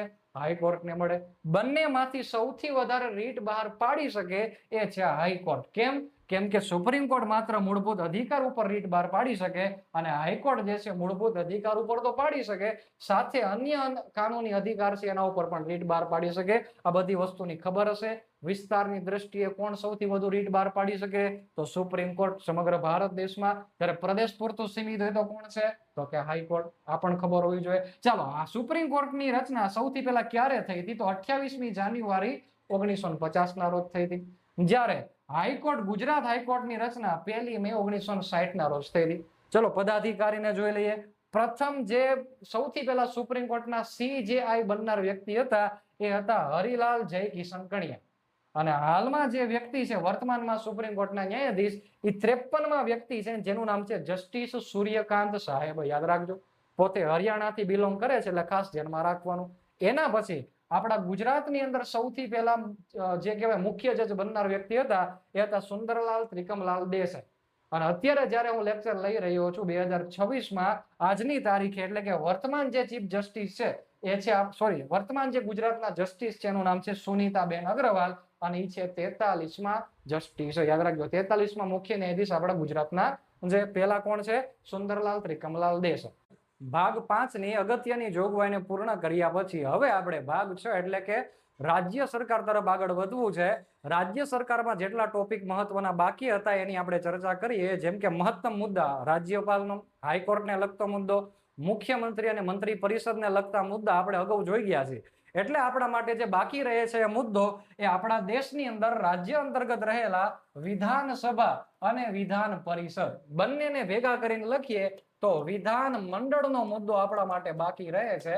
તો વિધાન મંડળની જોગવાઈને આપણે ભણવી હોય તો ખાસ ધ્યાનમાં રાખજો. સૌથી પહેલા તમને ખબર હોવી જોઈએ કે આપણા રાજ્યની અંદર વિધાનસભા અને વિધાન પરિષદની બંધારણમાં જોગવાઈ અનુચ્છેદ 170માં વિધાનસભાની કીધી છે અને 171માં વિધાન પરિષદની વાત આપણને જાણવા મળે છે. બીજા નંબરનો મુદ્દો કાર્યકાળ કેટલો? તો કે આ લોકસભા જેવું છે, એટલે કે 5 વર્ષ સુધીનો કાર્યકાળ. એની પહેલા વિસર્જન પણ થઈ શકે. અને જ્યારે વિધાન પરિષદ રાજ્યસભા જેવું છે એટલે કેવું ગૃહ છે? કાયમી ગૃહ છે. એનું ખાસ ધ્યાનમાં રાખવાનું. ચાલો, સભ્યોનો કાર્યકાળ તો આમાં 5 વર્ષ છે, જ્યારે આમાં આપણને કેટલો જોવા મળે છે? 6 વર્ષનો જોવા મળે છે. મહત્તમ સભ્ય સંખ્યા અહીંયા મોસ્ટ આઈમ્પી છે, 500 થી વધવી ન જોઈએ અને 60 થી ઓછી પણ ન થવી જોઈએ. યાદ રાખજો, 500 થી વધવી ન જોઈએ અને 60 થી ઓછી ન થવી જોઈએ. ગુજરાતની કેટલી છે? 182. અને જયારે અહીંયા શું લખેલું છે? કેટલી સભ્ય સંખ્યા હોવી જોઈએ? તો જે વિધાનસભા તમારા રાજ્યમાં છે એ વિધાનસભાના 3જા ભાગથી વધારે ન હોય તેટલી રાખવાની છે. યાદ રાખવાનું ખાસ, વિધાનસભાની કુલ સંખ્યાના 3જા ભાગથી વધવી ન જોઈએ એટલી વિધાન પરિષદની સંખ્યા હોય. ઓછામાં ઓછી કેટલી હોય? તો ઓછામાં ઓછી 40 થી ઓછી ન હોવી જોઈએ. ધ્યાન રાખજો. રાજ્યપાલ દ્વારા કોઈની નિમણૂક થશે. એક એંગ્લો ઇન્ડિયન ની થતી હતી, પણ એંગ્લો ઇન્ડિયન આપણે 104માં જોયું કે નીકળી ગયા એટલે હવે નહીં થાય. ઓકે, હવે અહીંયા સર રાજ્યપાલ જે છે એ ગૃહના કુલ સભ્યોના 6થા ભાગના સભ્યોને નિમણૂક કરશે. કેવી રીતે કરશે? તો આપણે અગાઉ જોયું હતું રાજ્યસભામાં અનુચ્છેદ 80 પ્રમાણે જેમ રાષ્ટ્રપતિ કરતા હતા એમ અહીંયા પણ વિધાન પરિષદમાં કોણ કરશે? રાજ્યપાલ. કેટલા ભાગના? 6થા ભાગના સભ્યોને એપોઇન્ટમેન્ટ આપશે. ચાલો, જો વિધાનસભાના સભ્ય બનવું હોય 25 વર્ષ પૂર્ણ થયેલા હોવા જોઈએ. વિધાન પરિષદના બનવું હોય તો 30 વર્ષ તમારે પૂર્ણ થયેલા હોવા જોઈએ. વિસર્જન થઈ શકે, મેં અગાઉ કીધું એમ. આનું વિસર્જન ન થાય, કાયમી ગૃહ છે. ગૃહના અધ્યક્ષ કોણ હોય? સંચાલનની જવાબદારી કોની છે? તો ગૃહના સંચાલનની જવાબદારી સ્પીકર અને ડેપ્યુટી સ્પીકરની છે. જેમ આપણે હાલમાં ગુજરાતની અંદર શંકરભાઈ ચૌધરી અધ્યક્ષ છે અને પૂર્ણેશ મોદી જે છે ઉપાધ્યક્ષ છે, એવી જ રીતે વિધાનસભાની અંદર જો અધ્યક્ષ ઉપાધ્યક્ષ હોય તો વિધાન પરિષદમાં સભાપતિ અને ઉપસભાપતિનો કાર્યકાળ અથવા તો હોદ્દો આપેલો છે. ઓકે, અનામત બેઠક છે ભાઈ. હા, લોકસભામાં આપણે જોઈ હતી તો શું રાજ્યસભામાં અનામત દેખાય છે? સોરી, વિધાનસભામાં અનામત દેખાય છે? બિલકુલ. SC અને ST કેટેગરી માટે માત્ર વિધાનસભામાં અનામત છે. વિધાન પરિષદમાં કોઈ અનામતની જોગવાઈ નથી. તો હાલમાં આપણા ગુજરાતમાં SC બેઠક ટોટલ 13 છે અને ST કેટેગરી માટે ટોટલ બેઠક 27 છે. એટલે કુલ બેઠક 182 માંથી આટલી બેઠક જે છે અનામતમાં મળવા પાત્ર છે. ઓકે, લોકસભાના અને રાજ્યસભાના સભાપતિ ઉપસભાપતિની અગાઉ ચર્ચા કરેલી. એમાં અનુચ્છેદ નંબર 93 જે છે એ અધ્યક્ષ ઉપાધ્યક્ષ સાથે સંબંધિત હતો. તો સર વિધાનસભાના અધ્યક્ષ ઉપાધ્યક્ષ સાથે કોઈ અનુચ્છેદ સંબંધિત છે? હા, 178 અને વિધાન પરિષદ માટે સભાપતિ માટે 182. જોકે આ અનુચ્છેદ એટલા બધા મહત્વના નથી, પણ જ્યારે તમે તુલનાત્મક અભ્યાસ કરતા હોય ત્યારે તમને ખબર પડવી જોઈએ. તો વિધાનસભા અને વિધાન પરિષદની આટલી બાબતો જે છે એનો ખાસ ખ્યાલ તમારી પાસે હોવો જોઈએ. ગયા PSI ની અંદર પણ વિધાન પરિષદની અંદરથી પ્રશ્ન પૂછાયેલો હતો, જેનું ધ્યાન રાખવાનું રહેશે.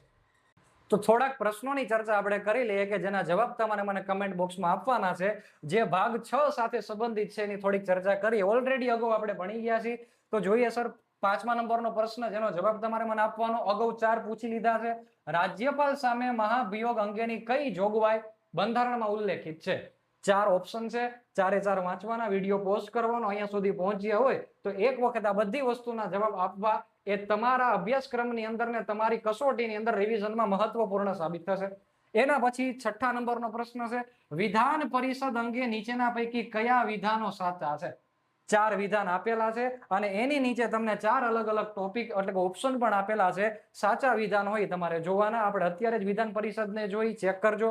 અને અગત્યનો પ્રશ્ન એટલે કે 7મા નંબરનો, રાજ્યની વિધાનસભાએ અથવા વિધાન પરિષદ વાળા રાજ્યમાં રાજ્યના વિધાન મંડળના બંને ગૃહોએ પસાર કરેલું કોઈ પણ બિલ જે છે એ રાજ્યપાલની અનુમતિ વગર કાયદો બની શકતું નથી તેવું બંધારણના કયા અનુચ્છેદની અંદર લખેલું છે? આ પ્રશ્નને 2 વખત વાંચજો, વિડીયો પોઝ કરજો. 4 અનુચ્છેદ મોસ્ટ આઈએમપી છે. એક વખત 4 ને જોજો અને સાચો જવાબ કમેન્ટ બોક્સમાં કમેન્ટ તમે કરજો. મહત્વનો એક એવો મુદ્દો કે જે આપણા બંધારણની અંતર્ગત સુધારા તરીકે તમે ઓળખો છો એની આપણે ચર્ચા કરીએ. તો જેટલા તમારા માટે અગત્યના બંધારણીય સુધારા છે એને મેં આ વિડીયોની અંદર આવરી લીધા છે. આ જેટલી માહિતી આપણે પોસિબલ છે એટલી માહિતી સમજીશું.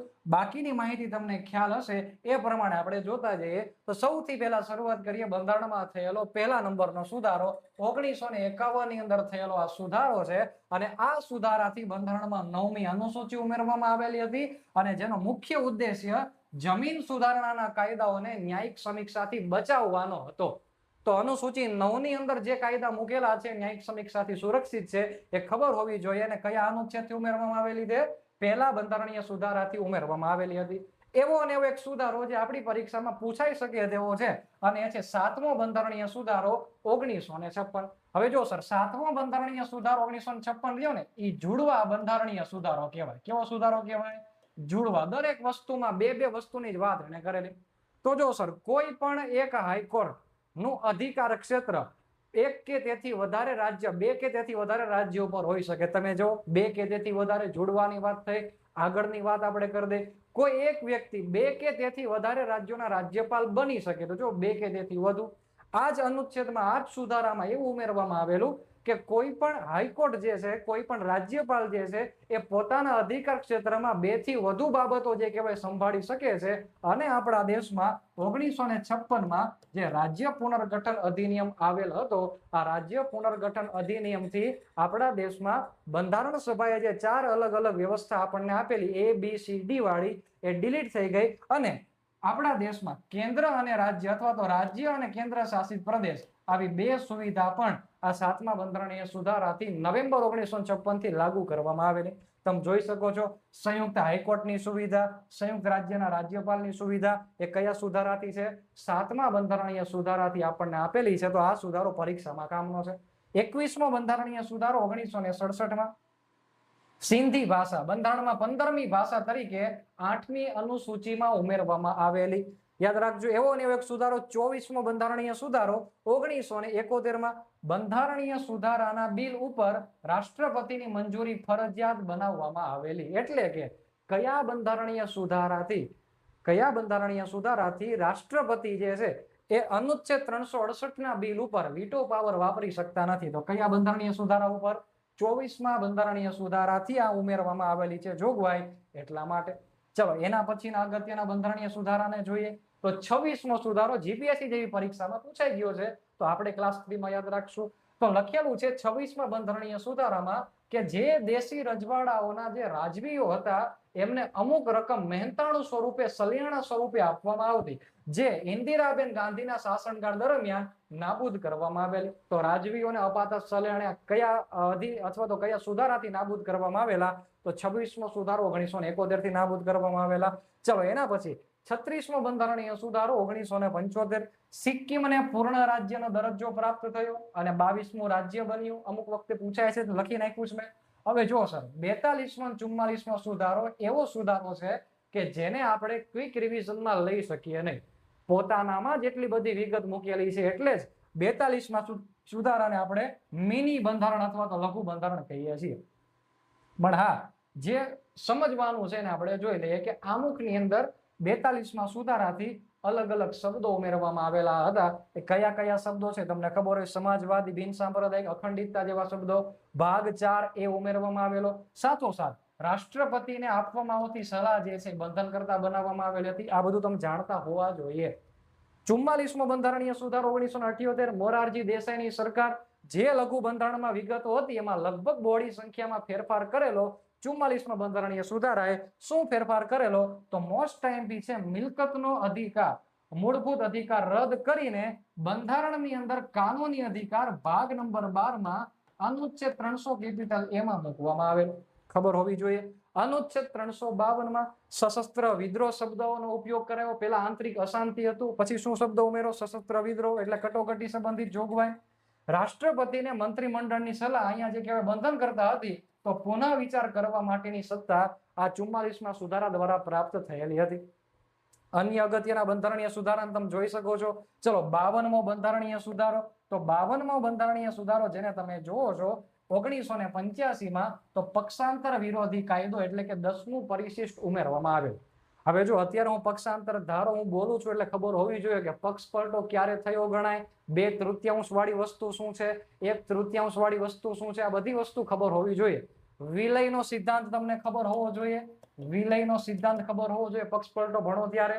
ઓકે, તો આ બધી વસ્તુ ક્યારે ઉમેરાણી? તો 52મા બંધારણીય સુધારાથી 1985માં ઉમેરવામાં આવેલી છે અને 10મું પરિશિષ્ટ ઉમેરવામાં આવેલું. દોસ્તો યાદ રાખજો. 73મો સુધારો ઓલરેડી આપણે પંચાયતી રાજનો આખો વિડીયો અપલોડ કરી દીધેલો છે. એમાં 73મો અને 74મો બંને સુધારાની ડિટેલમાં ભણાવ્યા છે. ધ્યાનમાં રાખવાનું. બંધારણમાં સ્થાન પંચાયતી રાજ ઉમેરવામાં આવ્યું. અહીંયા યાદ રાખજો. 74મા સુધારાથી સ્થાનિક સ્વરાજ્યની સંસ્થા ઉમેરવામાં આવેલી. ઓકે, મોસ્ટ ટાઈમ વારે વારે પરીક્ષામાં પૂછાયો સુધારો 84મો સુધારો 2001, જે ઓલરેડી જયારે આપણે સંસદ ભણતા હતા ત્યારે મેં વાત કહી દીધેલી છે કે આપણા દેશમાં લોકસભાની બેઠક જે છે 1971ની વસ્તી આધારિત સ્થગિત કરેલી છે 2026 સુધી. યાદ રાખવાનું. તો પૂછે અત્યારે હાલમાં આવડું આ બિલ સંસદમાં પસાર ન થઈ શક્યું, તો કયા બંધારણીય સુધારાથી આ બેઠક સ્થગિત થયેલી હતી? તો 84મા સુધારાથી આ બેઠક સ્થગિત થયેલી હતી. જે આગામી સુધારો થશે એમાં બેઠકમાં વધારો ઘટાડો થશે, પણ અત્યારે જ્યારે તમે પરીક્ષા દેવા જાવશો ત્યારે સુધારો યાદ રાખવો ફરજિયાત છે. ઓકે, બાકી આમાં એક વચ્ચે સુધારો લખ્યો નથી પણ તમને ખબર જ હશે. 61મો સુધારો 1989મો સુધારો 1989માં થયેલો સુધારો. મતદાનની ઉંમર 21 વર્ષમાંથી 18 વર્ષ કરેલી છે, ખબર હોવી જોઈએ. બીજા અગત્યના સુધારા કયા કયા છે? તો 86મો સુધારો 2002. હવે આ સુધારો તો આપણે હાથ ઉપર ટેટુ બનાવી નાખેલો એવો છે. અનુચ્છેદ 21 ઉમેરવામાં આવેલો. 6 થી 14 વર્ષની ઉંમરના બાળકોને મફત અને પાછું ફરજિયાત શિક્ષણ. વાલીની ફરજ અનુચ્છેદ 51 એમાં ઉમેરવામાં આવેલી છે. તો 86મો સુધારો શિક્ષણને લગતો સુધારો છે. કેવો હોય તો કેવો. ચાલો 91મો સુધારો 2003. હવે આ સુધારો જે છે એ મોસ્ટ ટાઈમ છે. મંત્રી પરિષદની સંખ્યા આપણા દેશમાં નિશ્ચિત કરવામાં આવેલી છે.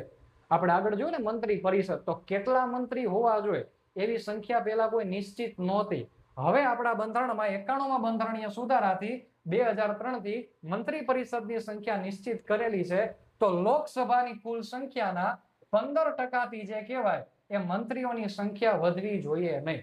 એમ વિધાનસભાની અંદર પણ કેટલી? વિધાનસભાના સભ્યોની કુલ સંખ્યાના 15%થી વધવી જોઈએ નહીં. યાદ રાખજો. ઓછામાં ઓછા 12 અને મહત્તમ લોકસભાની કુલ સંખ્યાના 15% વધારે નહીં તેટલા. લખેલું છે નીચે જો, ઓછામાં ઓછા 12 હોવા જોઈએ, વધુમાં વધુ 15%થી વધે નહીં તેટલા. 97મો સુધારો, જેને આપણે કહીએ છીએ મંડળીને લગતો સુધારો. શેને લગતો સુધારો? મંડળીને લગતો સુધારો. તો સહકારી મંડળીઓનો જે કહેવાય સ્થાન મેળવું, બંધારણમાં ભાગ 9B ઉમેરવામાં આવ્યો અને 43(2) નામનો અનુચ્છેદ ઉમેરવામાં આવ્યો. સાથોસાથ અનુચ્છેદ 19(1)C ની અંદર સહકારી મંડળી એવો શબ્દ ઉમેરવામાં આવેલો મૂળભૂત અધિકારની અંદર ખબર હોવી જોઈએ.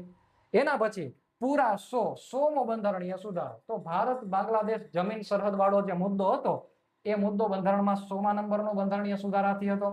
બાકી જે અલગ અલગ બંધારણના સુધારા છે, જેમાં 101મો બંધારણીય સુધારો, 102મો સુધારો, જે ઓલરેડી આપણે જીએસટી વિશેની જોગવાઈ આની નીચેના વિડીયોમાં આપણે જોઈ ગયા છીએ, ખબર હોવી જોઈએ. 101માં સુધારાની વાત કરું છું. ચાલો, NCBC ની વાત આપણે કરી આગળ, નેશનલ કમિશન ફોર બેકવર્ડ ક્લાસની આપણે વાત કરી કે આ સુધારાથી ઉમેરવામાં આવ્યું અનુચ્છેદ 338B. 103મો બંધારણીય સુધારો યાદ રાખજો, EWS માટે 10% અનામત જે મળેલ છે એ બે અનુચ્છેદ 15 છે અને 16 છે, એ 103માં સુધારાથી ઉમેરવામાં આવ્યા. 104મો બંધારણીય સુધારો શું કે છે?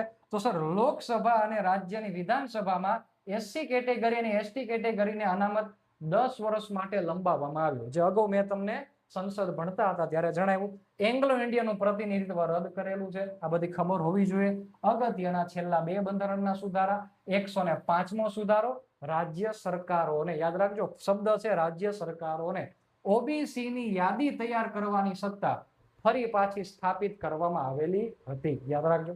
અને હાલમાં ચર્ચામાં છે તેવો 106મો બંધારણીય સુધારો 2018, નારી શક્તિ વંદન અધિનિયમ 2023. એટલે કે મહિલા માટે લોકસભામાં 1/3 અનામત અને વિધાનસભાઓમાં 1/3 અનામત આપવા માટે આ સુધારો જે છે કરવામાં આવેલો.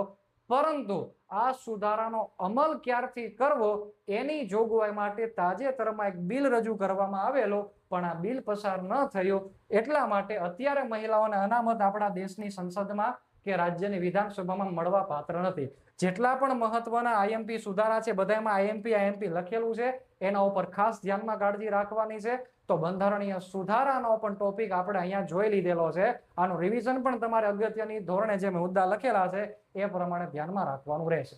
તો હવે આપણે બંધારણની અંતર્ગત આવેલી તમામ બંધારણીય સંસ્થાઓને એકદમ ટૂંકમાં અને પરીક્ષાલક્ષી મુદ્દાઓથી સમજવાનો પ્રયત્ન કરીએ. તો દોસ્તો, બંધારણીય સંસ્થાઓને આપણે ભણવાની છે, એનો મતલબ શું થાય? તો જે સંસ્થા બંધારણની અંદર ઉલ્લેખિત છે, એટલે કે જે અનુચ્છેદ આધારિત સંસ્થા દેખાય તમને, એ બધી બંધારણીય સંસ્થા કહેવામાં આવશે.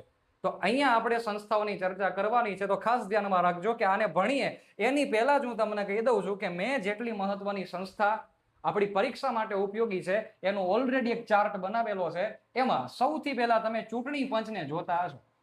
ચૂંટણી પંચનો બંધારણમાં ઉલ્લેખ છે? હા ભાઈ છે. તો ભાગ નંબર 15માં. તો જો અહીંયા કેન્દ્રનું ચૂંટણી પંચ છે, તો અહીંયા મેં રાજ્યનું ચૂંટણી પંચ મૂક્યું છે. કેમ કે બંનેમાંથી ડાયરેક્ટ પ્રશ્ન પૂછાય છે. રાષ્ટ્રપતિ રાજ્યપાલનો શું રોલ છે ત્યાંથી પ્રશ્ન પૂછાય, તો ટેબલને જ ખાલી તમારે જોવાનું છે, બીજી કોઈ ચિંતા નથી કરવાની. તો જો સર, અહીંયા મેં યુપીએસસી અહીંયા જીપીએસસી મૂકી દીધેલું છે. બંનેને બાજુ બાજુમાં રાખવાનું કારણ એ છે કે તમારે ડાયરેક્ટ રિવિઝન કરવું હોય તો ખાલી તમારા પેજ જ ખોલવાનો, તમને ડાયરેક્ટ ખબર પડી જાય. તો શરૂઆત કરીએ પહેલા નંબરની સંસ્થાની. ને પ્રથમ નંબરની સંસ્થામાં તમને એવું જોવા મળે છે કે ચૂંટણી પંચ. પણ શેનું ચૂંટણી પંચ દોસ્તો? તો યાદ રાખજો, કેન્દ્રનું ચૂંટણી પંચ. કેન્દ્રનું ચૂંટણી પંચ એનો મતલબ શું થયો? તો કે આપણા બંધારણની અંદર જે મોટી ચૂંટણી કરાવતું હશે આપણા દેશમાં, રાષ્ટ્રપતિની ઉપરાષ્ટ્રપતિની મોટી ચૂંટણી કરાવે, એ કેન્દ્રનું ચૂંટણી પંચ કહેવાય. અને કેન્દ્રના ચૂંટણી પંચ વિશેની વાત આપણને બંધારણના ભાગ નંબર 15માં કરેલી છે. તમને પૂછે નિર્વાચન આયોગ, ભારતનું નિર્વાચન આયોગ, ઇલેક્શન કમિશન ઓફ ઇન્ડિયાની જોગવાઈ બંધારણના કયા ભાગમાં છે? તો 15માં છે. કયા અનુચ્છેદમાં અહીં પૂછે? 324માં. આની અંદર સાહેબ જોગવાઈ તો આપી, પણ કેટલા સભ્યો, કેટલા લોકો હશે? તો દોસ્તો, આની અંદર જે વ્યક્તિ ચૂંટણી લગતું કામ કરે એને કમિશનર કહેવાય. શું કહેવાય? કમિશનર. તો જો આની અંદર ટોટલ 3 કમિશનર છે. એમાં એક વ્યક્તિ જે હશે ને એને મુખ્ય ચૂંટણી કમિશનર કહેવાશે, અને બાકીના 2 વ્યક્તિ છે ને સાહેબ એને અન્ય ચૂંટણી કમિશનર કહેવાશે. એ બધા શું કરશે? તો કે આમની મદદ કરશે ભાઈ. તો આ 3 ની નિમણૂક કરશે કોણ? તો કે ભારત દેશની અંદર કેન્દ્રનું ચૂંટણી પંચ છે તો રાષ્ટ્રપતિ કરશે. હવે સર આ તમે વાત તો કરી, મોટી મોટી વાત કરી, તો ચૂંટણી કોની કરાવશે? તો જે મોટું મોટું દેખાય એની. તો પેલી મોટી વસ્તુ શું છે? તો કે રાષ્ટ્રપતિ. તો અનુચ્છેદ 54 માં ચૂંટણી. પછી ઉપરાષ્ટ્રપતિ, તો કે હા ભાઈ એમની ચૂંટણી. સંસદની ચૂંટણી એટલે કે લોકસભાની ચૂંટણી આ કરાવશે, રાજ્યસભાની આ કરાવશે. બાકી શું વધ્યું? બાકી એ વધ્યું કે જેમાં તમે કન્ફ્યુઝ થશો, અને એ છે રાજ્યના વિધાન મંડળની ચૂંટણી. જો યાદ રાખજો, જેવું રાજ્ય આવે એટલે તમે ચૂંટણી પંચ રાજ્યની અંદર જતા રહો, પણ નહીં. આપણા ગુજરાતની અંદર વિધાનસભાની ચૂંટણી હોય કે આખા ભારતમાં વિધાનસભા વિધાન પરિષદની ચૂંટણી હોય, તો એ ચૂંટણી કરાવવાનું કામ પણ અનુચ્છેદ નંબર 324 નું છે. એમાં ભૂલ થવી ન જોઈએ. નીચેના મુદ્દામાં ચેક કરીએ. સર આ બધા વ્યક્તિઓને રાજીનામું આપવું હોય તો કોને આપશે? તો કે રાષ્ટ્રપતિને એક મુખ્ય કમિશનર જે છે એ રાજીનામું સુપરત કરશે. ધ્યાનમાં રાખવાનું. ચાલો, હોદ્દા પરથી દૂર કોણ કરે? તો કે જે નિમણૂક કરે એ જ વ્યક્તિ દૂર કરે. પણ કેવી રીતે કરશે? જો એમને સુરક્ષા આપવામાં આવેલી છે, એવું નહીં કહેવાનું કાલથી ન આવતા, અમે તમને ગમતા નથી વગેરે વગેરે. એમને સર એક સરસ મજાની સુરક્ષા આપેલી છે અને કીધું છે કે સુપ્રીમ કોર્ટના જજને જેમ હટાવીએ છીએ એવી જ રીતના તમને હટાવવામાં આવશે. સમજવાનું ખાસ અહીંયા. અને હાલમાં જે આપણા ભારતના મુખ્ય ચૂંટણી કમિશનર છે એ વ્યક્તિ તમને જોવા મળશે, જે 26માં છે, શ્રી જ્ઞાનેશ કુમાર. તો પેલા ચૂંટણી કમિશનર કોણ હતા એ તમને ખબર હોવી જોઈએ. યાદ રાખજો. ચાલો, હવે સર કેન્દ્રનું તમે ભણી ગયા, તો રાજ્યના ચૂંટણી પંચમાં શું હશે? તો કે રાજ્યના ચૂંટણી પંચની અંદર રાજ્યની ચૂંટણીની વાત કરેલી હશે, પણ ખાસ ધ્યાનમાં રાખવાનું કે રાજ્યની વિધાનસભાની ચૂંટણી પૂછે તો આપણે ચૂંટણી પંચ 324 વાળું લખવાનું છે. અને અહીંયા જે ચૂંટણી પંચ આપેલું છે ને દોસ્તો, એ બંધારણના ભાગ નંબર 9 માં છે. હવે તમને ખબર છે કે આપણે ઓલરેડી પંચાયતી રાજનો મેગા લેક્ચર અપલોડ કરેલો છે, અને એમાં મેં 73મો સુધારો ડિટેલમાં ભણાવેલો છે. અને 73માં બંધારણીય સુધારા 1992 પ્રમાણે એક અનુચ્છેદ ઉમેરવામાં આવેલો છે, 243K નામનો અનુચ્છેદ. અને ઈ શેની જોગવાઈ કરે છે? ચૂંટણી પંચની જોગવાઈ કરે છે. બંધારણના ભાગ 9 માં રાજ્ય ચૂંટણી પંચની જોગવાઈ છે, અને એમાં અનુચ્છેદ 243K એવું કહે છે કે ભારત દેશના દરેક ગામડામાં, દરેક તાલુકામાં અને દરેક જિલ્લામાં જે ચૂંટણી કરાવશે, એટલે કે પંચાયતી રાજની જે ચૂંટણી કરાવશે એ રાજ્યનું ચૂંટણી પંચ કરાવશે. એનું એક કામ તો થઈ ગયું. આ જ રાજ્ય ચૂંટણી પંચનું બીજું કામ કે નગરપાલિકા, મહાનગરપાલિકા એટલે કે સ્થાનિક સ્વરાજ્યની ચૂંટણી પણ તારે કરાવડાવવાની છે. તો સાહેબ, જ્યારે સ્થાનિક સ્વરાજ્યની ચૂંટણી કરાવે ને, તો બંધારણના અનુચ્છેદ નંબર 243ZA પ્રમાણે ચૂંટણી કરાવે. ચૂંટણી પંચ એક જ છે, પણ કામ કેટલા કરે છે? બે. એક કેવી? તો કે ગામડા, તાલુકા, જિલ્લાની ચૂંટણી, અને બીજી કોની? નગરપાલિકા અને મહાનગરપાલિકાની ચૂંટણી. ખબર હોવી જોઈએ. ચાલો, હવે સર આ રાજ્ય ચૂંટણી પંચમાં કેટલા સભ્યો હશે? જેમ અહીંયા 3 હતા, તો અહીંયા કેટલા હશે? તો કે અહીંયા સર સભ્યની બદલે નામ વાપરાયેલું છે કમિશનર. અહીંયા જો ચૂંટણી પંચના મુખ્ય કમિશનર હોય, તો અહીંયા રાજ્ય ચૂંટણી પંચના કમિશનર હોય. તો અહીંયા સર સભ્ય સંખ્યામાંથી એક જ સભ્ય આપણને જોવા મળે છે કે અત્યારે ભારત દેશના દરેક રાજ્યમાં એક સભ્ય પદ વાળું ચૂંટણી પંચ રાજ્યની અંદર જોવા મળે. એટલે કે આ કેવી કહેવાય સંસ્થા? બહુસભ્ય વાળી કે એક સભ્ય વાળી? તો કે એક સભ્ય પંચ વાળી જે કહેવાય આ સંસ્થા તમને દેખાય. પણ ભલે ને એક સભ્ય રહ્યા, નિમણૂક કોણ કરશે? તો કે રાજ્યપાલ. ખાસ ધ્યાનમાં રાખજો, કેન્દ્રનું હતું તો રાષ્ટ્રપતિ કરતા હતા, પણ રાજ્યનું હતું નિમણૂક કોણ કરશે? રાજ્યપાલ. Okay sir. હવે સર માની લો કે આ ચૂંટણી કમિશનર જે છે રાજ્યના, એને રાજીનામું આપવું હોય તો કોને આપશે? જો ખાસ ધ્યાન રાખજો, રાજીનામું આપવું હોય તો જેને નિમણૂક કરેલી હોય એને જ રાજીનામું આપવાનું. અહીંયા નિમણૂક કોણ કરતું? રાષ્ટ્રપતિ. અહીંયા રાજીનામું કોને? રાષ્ટ્રપતિ. પણ જો સર કદાચ કોઈક એમની અસમર્થતાના કારણે, ગેરવર્તણૂકના કારણે ચૂંટણી કમિશનર રાજ્યના હોય અને એમને હટાવવા હોય, તો કોણ હટાવશે? લખેલું છે એમને હટાવશે તો રાષ્ટ્રપતિ જ. ફરી એક વખત, નિમણૂક કરશે રાજ્યમાં રાજ્યપાલ, પણ હટાવશે કોણ? રાષ્ટ્રપતિ. ખાસ ધ્યાનમાં રાખવાનું છે. એટલે જ મેં બંને વસ્તુને બાજુમાં લખેલી છે, અહીંયા ખાસ ધ્યાન રાખવાનું. ચાલો, આપણા ભારત દેશના ગુજરાત રાજ્યમાં હાલમાં જે ચૂંટણી કમિશનર છે એનું નામ છે ડોક્ટર S મુરલી કૃષ્ણા. પહેલા ગુજરાતના ચૂંટણી કમિશનર કોણ હતા એ ખબર હોવી જોઈએ. ઓકે, તો આ બે સંસ્થા જે છે આપણે એને પૂર્ણ કરેલી છે. ઓકે, આ બે સંસ્થાની અંદર એ પણ ધ્યાનમાં રાખવાનું કે બંને સંસ્થા કેવી છે? બંધારણીય સંસ્થા છે. સાથોસાથ અર્ધ ન્યાયિક સંસ્થા પણ છે. કેવી સંસ્થા છે? અર્ધ ન્યાયિક સંસ્થા પણ છે. આ ખબર હોવી જોઈએ.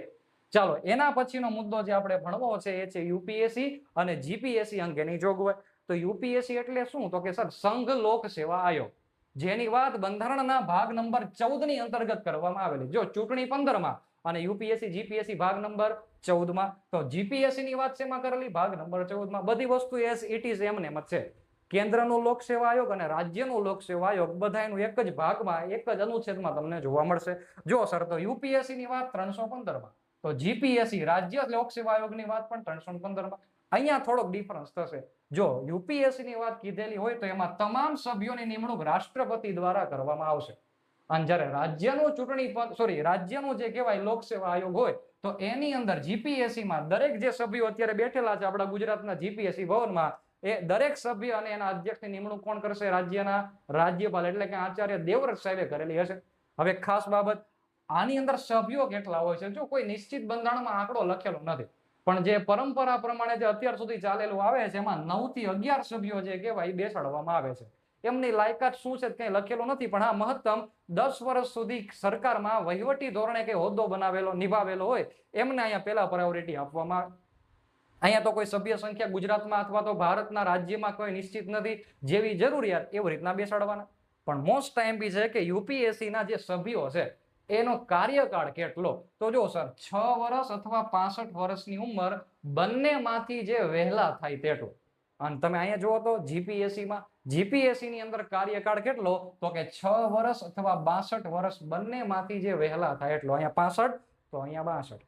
હવે ચેક કરો તો અહીંયા સર યુપીએસસી ના કોઈ સભ્યને રાજીનામું આપવું હોય તો કોને આપવાનું? તો કે જેને નિમણૂક કરી હોય એને. નિમણૂક કોને કરી છે? રાષ્ટ્રપતિ. રાજીનામું કોને આપવાનું? ભાઈ રાષ્ટ્રપતિને જ હોય ને.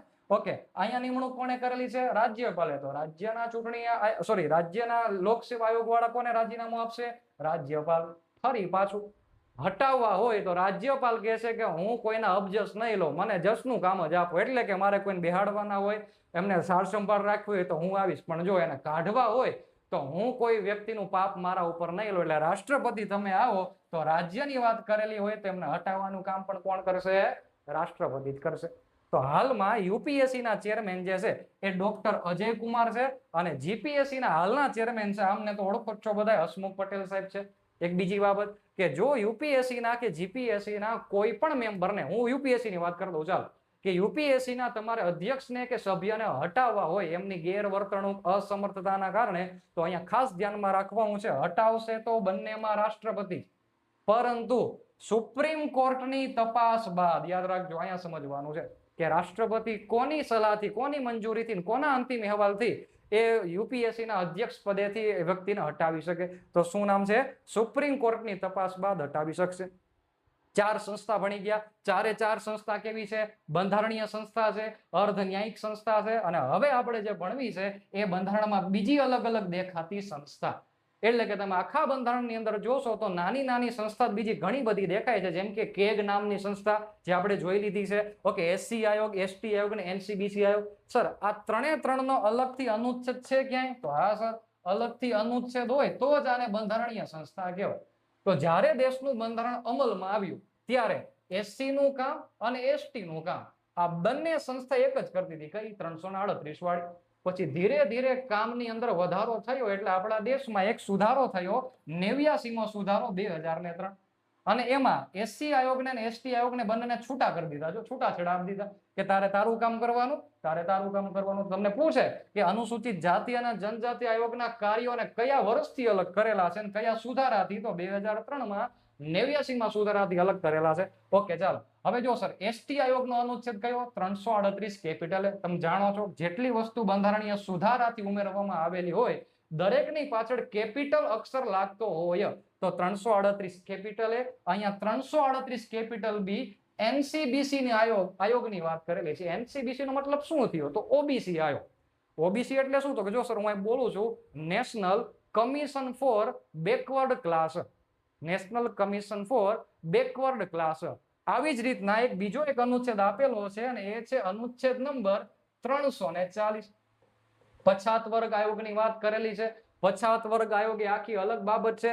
અહીંયા એનસીબીસી ની અંદર સભ્યો અને એનું માળખું બેસે છે. અહીંયા કોઈક વિશેષ તપાસ કરવી હોય તો એના માટે અનુચ્છેદ 340 નો ઉપયોગ રાષ્ટ્રપતિ કરશે. તમે જાણતા હશો 1953માં કાકા સાહેબ કાલેલકરની અધ્યક્ષતામાં સૌથી પહેલા જે છે પછાત વર્ગ આયોગનું ગઠન કરવામાં આવેલું. જ્યારે આ શું છે? આ બંધારણની અંદર સુધારાથી મૂકેલી છે 102મો સુધારો 2018. સર આની અંદર દરેકમાં વસ્તુ સરખી છે. તમે જોવો તો સર આની અંદર માળખું શું હશે? તો કે એક અધ્યક્ષ, એક ઉપાધ્યક્ષ અને 3 અન્ય સભ્યો. સમજાય? અહીંયા પણ એક અધ્યક્ષ, એક ઉપાધ્યક્ષ, 3 અન્ય સભ્યો. એઝ ઇટ ઇઝ અહીંયા એ જ દેખાય છે. બધાયનો કાર્યકાળ કેટલો છે તો કે 3 વર્ષ 3 વર્ષ 3 વર્ષ દેખાય છે. હવે નીચે જો તો નિમણૂક કોણ કરશે? રાષ્ટ્રપતિ રાષ્ટ્રપતિ રાષ્ટ્રપતિ દેખાય છે ને. અને હટાવશે કોણ? તો કે રાષ્ટ્રપતિ રાષ્ટ્રપતિ રાષ્ટ્રપતિ. તો તમે જે જોઈ છે એ બધી અહીંયા શું જોવો છો? દરેકે દરેક વસ્તુ તમે જે જોઈ છે એ બંધારણીય સંસ્થા તરીકે તમે અહીંયા જોવો છો. જેમ કે પીએસઆઈમાં એક પ્રશ્ન બનેલો હતો અનુચ્છેદ નંબર 350B. તો આ શું છે? તો કે અનુચ્છેદ છે એટલે જ આને કેવી સંસ્થા કહેવાય? તો બંધારણીય સંસ્થા કહેવાય. શું લખેલું છે આમાં? તો કે SOLM ની વાત કરેલી છે, special officer four linguistic minorities. એક ખાસ વિશેષ અધિકારી, લઘુમતીઓ માટેના અધિકારીની વાત અહીંયા કીધેલી છે. તો તમને પૂછેલું હતું આવડું આ, તો તમને અનુચ્છેદ ખબર હોય તો તમે કહી શકો કે બંધારણીય સંસ્થા કઈ છે તે. અધિકારી એમાંની એક સંસ્થાની આપણે જો વાત કરીએ તો સૌથી પહેલા તમે જોવો છો એટર્ની જનરલ, અને આ બાજુ તમને જે સંસ્થા સ્વરૂપનું માળખું દેખાય છે, જે એક સભ્ય સંસ્થા છે એ કંટ્રોલર એન્ડ ઓડિટર જનરલ. એટલે કે ભારત દેશની અંદર આ બે માંથી અવારનવાર પ્રશ્નો બનતા હોય છે, અને એમાંથી સૌથી વધારે જો તકલીફ થતી હોય તો આમાં જે મુદ્દા લખેલા છે એમાં તમને તકલીફ પડતી હશે. એ તકલીફનું સોલ્યુશન લાવવા માટે આપણે બંનેને જે કહેવાય વારાફરતી ટેબલ આધારિત મૂકેલા છે એની ચર્ચા કરીએ. તો સર, એટર્ની જનરલની આ દેશમાં મુખ્ય ભૂમિકા શું છે? તો એટર્ની જનરલ જે છે એ આપણા દેશના સૌથી પહેલા અને સૌથી મોટા કાયદા અધિકારી છે. ઓકે, અનુચ્છેદ કયો છે એમના સાથે? તો અનુચ્છેદ નંબર 76 માં એટર્ની જનરલની વાત કરવામાં આવેલી છે. ત્યાર પછી એમનું મુખ્ય કાર્ય શું છે? તો મુખ્ય કાર્યમાં ખાસ ધ્યાન રાખજો, ભારત સરકારને કાનૂની સલાહ આપવાનું કામ એ આપણા દેશમાં એટર્ની જનરલનું છે. ઓકે, નિમણૂક કોણ કરશે? તો મોસ્ટ ટાઈમ યોગ્ય દ્વારા કેન્દ્ર સરકારની ભલામણથી એમની નિમણૂક થશે. ભાઈ, સલાહ કોને આપવાની છે? સરકારને. તો સરકાર પોતાનો જે યોગ્ય માણસ હોય એનું નામ એપોઇન્ટમેન્ટમાં આપે ને, પણ એપોઇન્ટમેન્ટ કરશે કોણ? રાષ્ટ્રપતિ. ચલો સર, એમનો કાર્યકાળ કેટલો છે? તો અહીંયાથી પ્રશ્ન બને છે, એટર્ની જનરલનો કોઈ નિશ્ચિત કાર્યકાળ નથી. વિકલ્પમાં 5 વર્ષ લખેલું હોય તો ખાસ ચેતી જવાનું છે. કેમ કે રાષ્ટ્રપતિની મરજી હોય ત્યાં સુધી તે પદ ઉપર રહે છે. બીજો મુદ્દો કે એમને શપથ લેવાનો હોય છે? ના, કોઈ જ શપથની જોગવાઈ એટર્ની જનરલ માટે આપણને જોવા મળતી નથી. ચલો, ખાલી નિમણૂક રાષ્ટ્રપતિ કરશે ને પછી તે જ દિવસથી જ કામ ચાલુ. ચલો, પગાર કોણ નક્કી કરશે? તો પગાર જે છે એ રાષ્ટ્રપતિ નક્કી કરે તેટલો આપવામાં આવશે. બીજી બાબત, હોદ્દા પરથી દૂર કરાય? તો કે ના. કેમ? કારણ કે રાષ્ટ્રપતિ તેમને યોગ્ય લાગે ત્યારે પદ ઉપરથી હટાવી શકે. કોઈ વિશેષ જોગવાઈ આપણને આપેલી નથી, યાદ રાખવાનું. ચાલો, સંસદમાં એમને અધિકાર છે કોઈ? હા. કેવા કેવા અધિકાર? સંસદના દરેક ગૃહમાં એટલે કે બંને ગૃહમાં ભાગ લઈ શકે, બોલી શકે, પણ મત આપી શકતા નથી. યાદ રાખવાનું, સંસદની અંદર જે વિશેષ અધિકાર જે છે એ એટર્ની જનરલને પણ મળે, પણ મત આપવાનો અધિકાર જે ગૃહના સભ્ય હોય એને જ મળવા પાત્ર છે. નીચે જોઈએ આપણે કે તેઓ વ્યક્તિ પોતે ખાનગી પ્રેક્ટિસ કરી શકે ખરા? એટલે કે પોતે પોતાના પર્સનલ અન્ય જે કહેવાય એ વકાલત કેવા કોઈ વસ્તુ કરી શકે ખરા? તો જોઈ લઈએ. ચાલો, હા, કરી શકે બિલકુલ. તેઓ સરકારના પૂર્ણકાલીન કર્મચારી નથી. જ્યારે સલાહની જરૂર હોય ત્યારે જ આપણે થેલો નાખીને આવવાનું છે, એટલે પૂર્ણકાલીન નથી. તો બાકીના દિવસોમાં શું કરશે? તો બાકીના દિવસોમાં એ ખાનગી કેસ લડી શકે છે, પણ શરત એટલી કે ખાનગી કેસમાં સરકાર વિરોધનો કેસ હોય એ લડી શકે નહીં. કેમ કે અમે તમારી નિમણૂક સલાહ આપવા માટે કરેલી છે, અને તમે અમારી જ ખભે બંદૂક ફોડો તો ન ચાલે. તમે જોઈ લો. અને છેલ્લો મુદ્દો કે હાલના આપણે એટર્ની જનરલ કોણ છે? તો એ વ્યક્તિ છે આર વેંકટ રામાણી. યાદ રાખજો. એવી ને એવી રીતે આપણે કંટ્રોલર અને ઓડિટર જનરલની વાત કરીએ તો આપણા દેશમાં સરકારના સીએ કેવું હોય? જેમ આપણે મોટો ઘરમાં આવક અને જાવકનો હિસાબ હોય, ટેક્સની એની વસૂલાત હોય, તો આપણે સીએ રાખીએ. તો સરકારનો સીએ જે છે ને એનું નામ જ છે સીએજી. શું નામ છે? સીએજી. હવે દેશના જાહેર પૈસાના રક્ષક જો કોઈને કેવું હોય તો એ આપણા કેગ છે.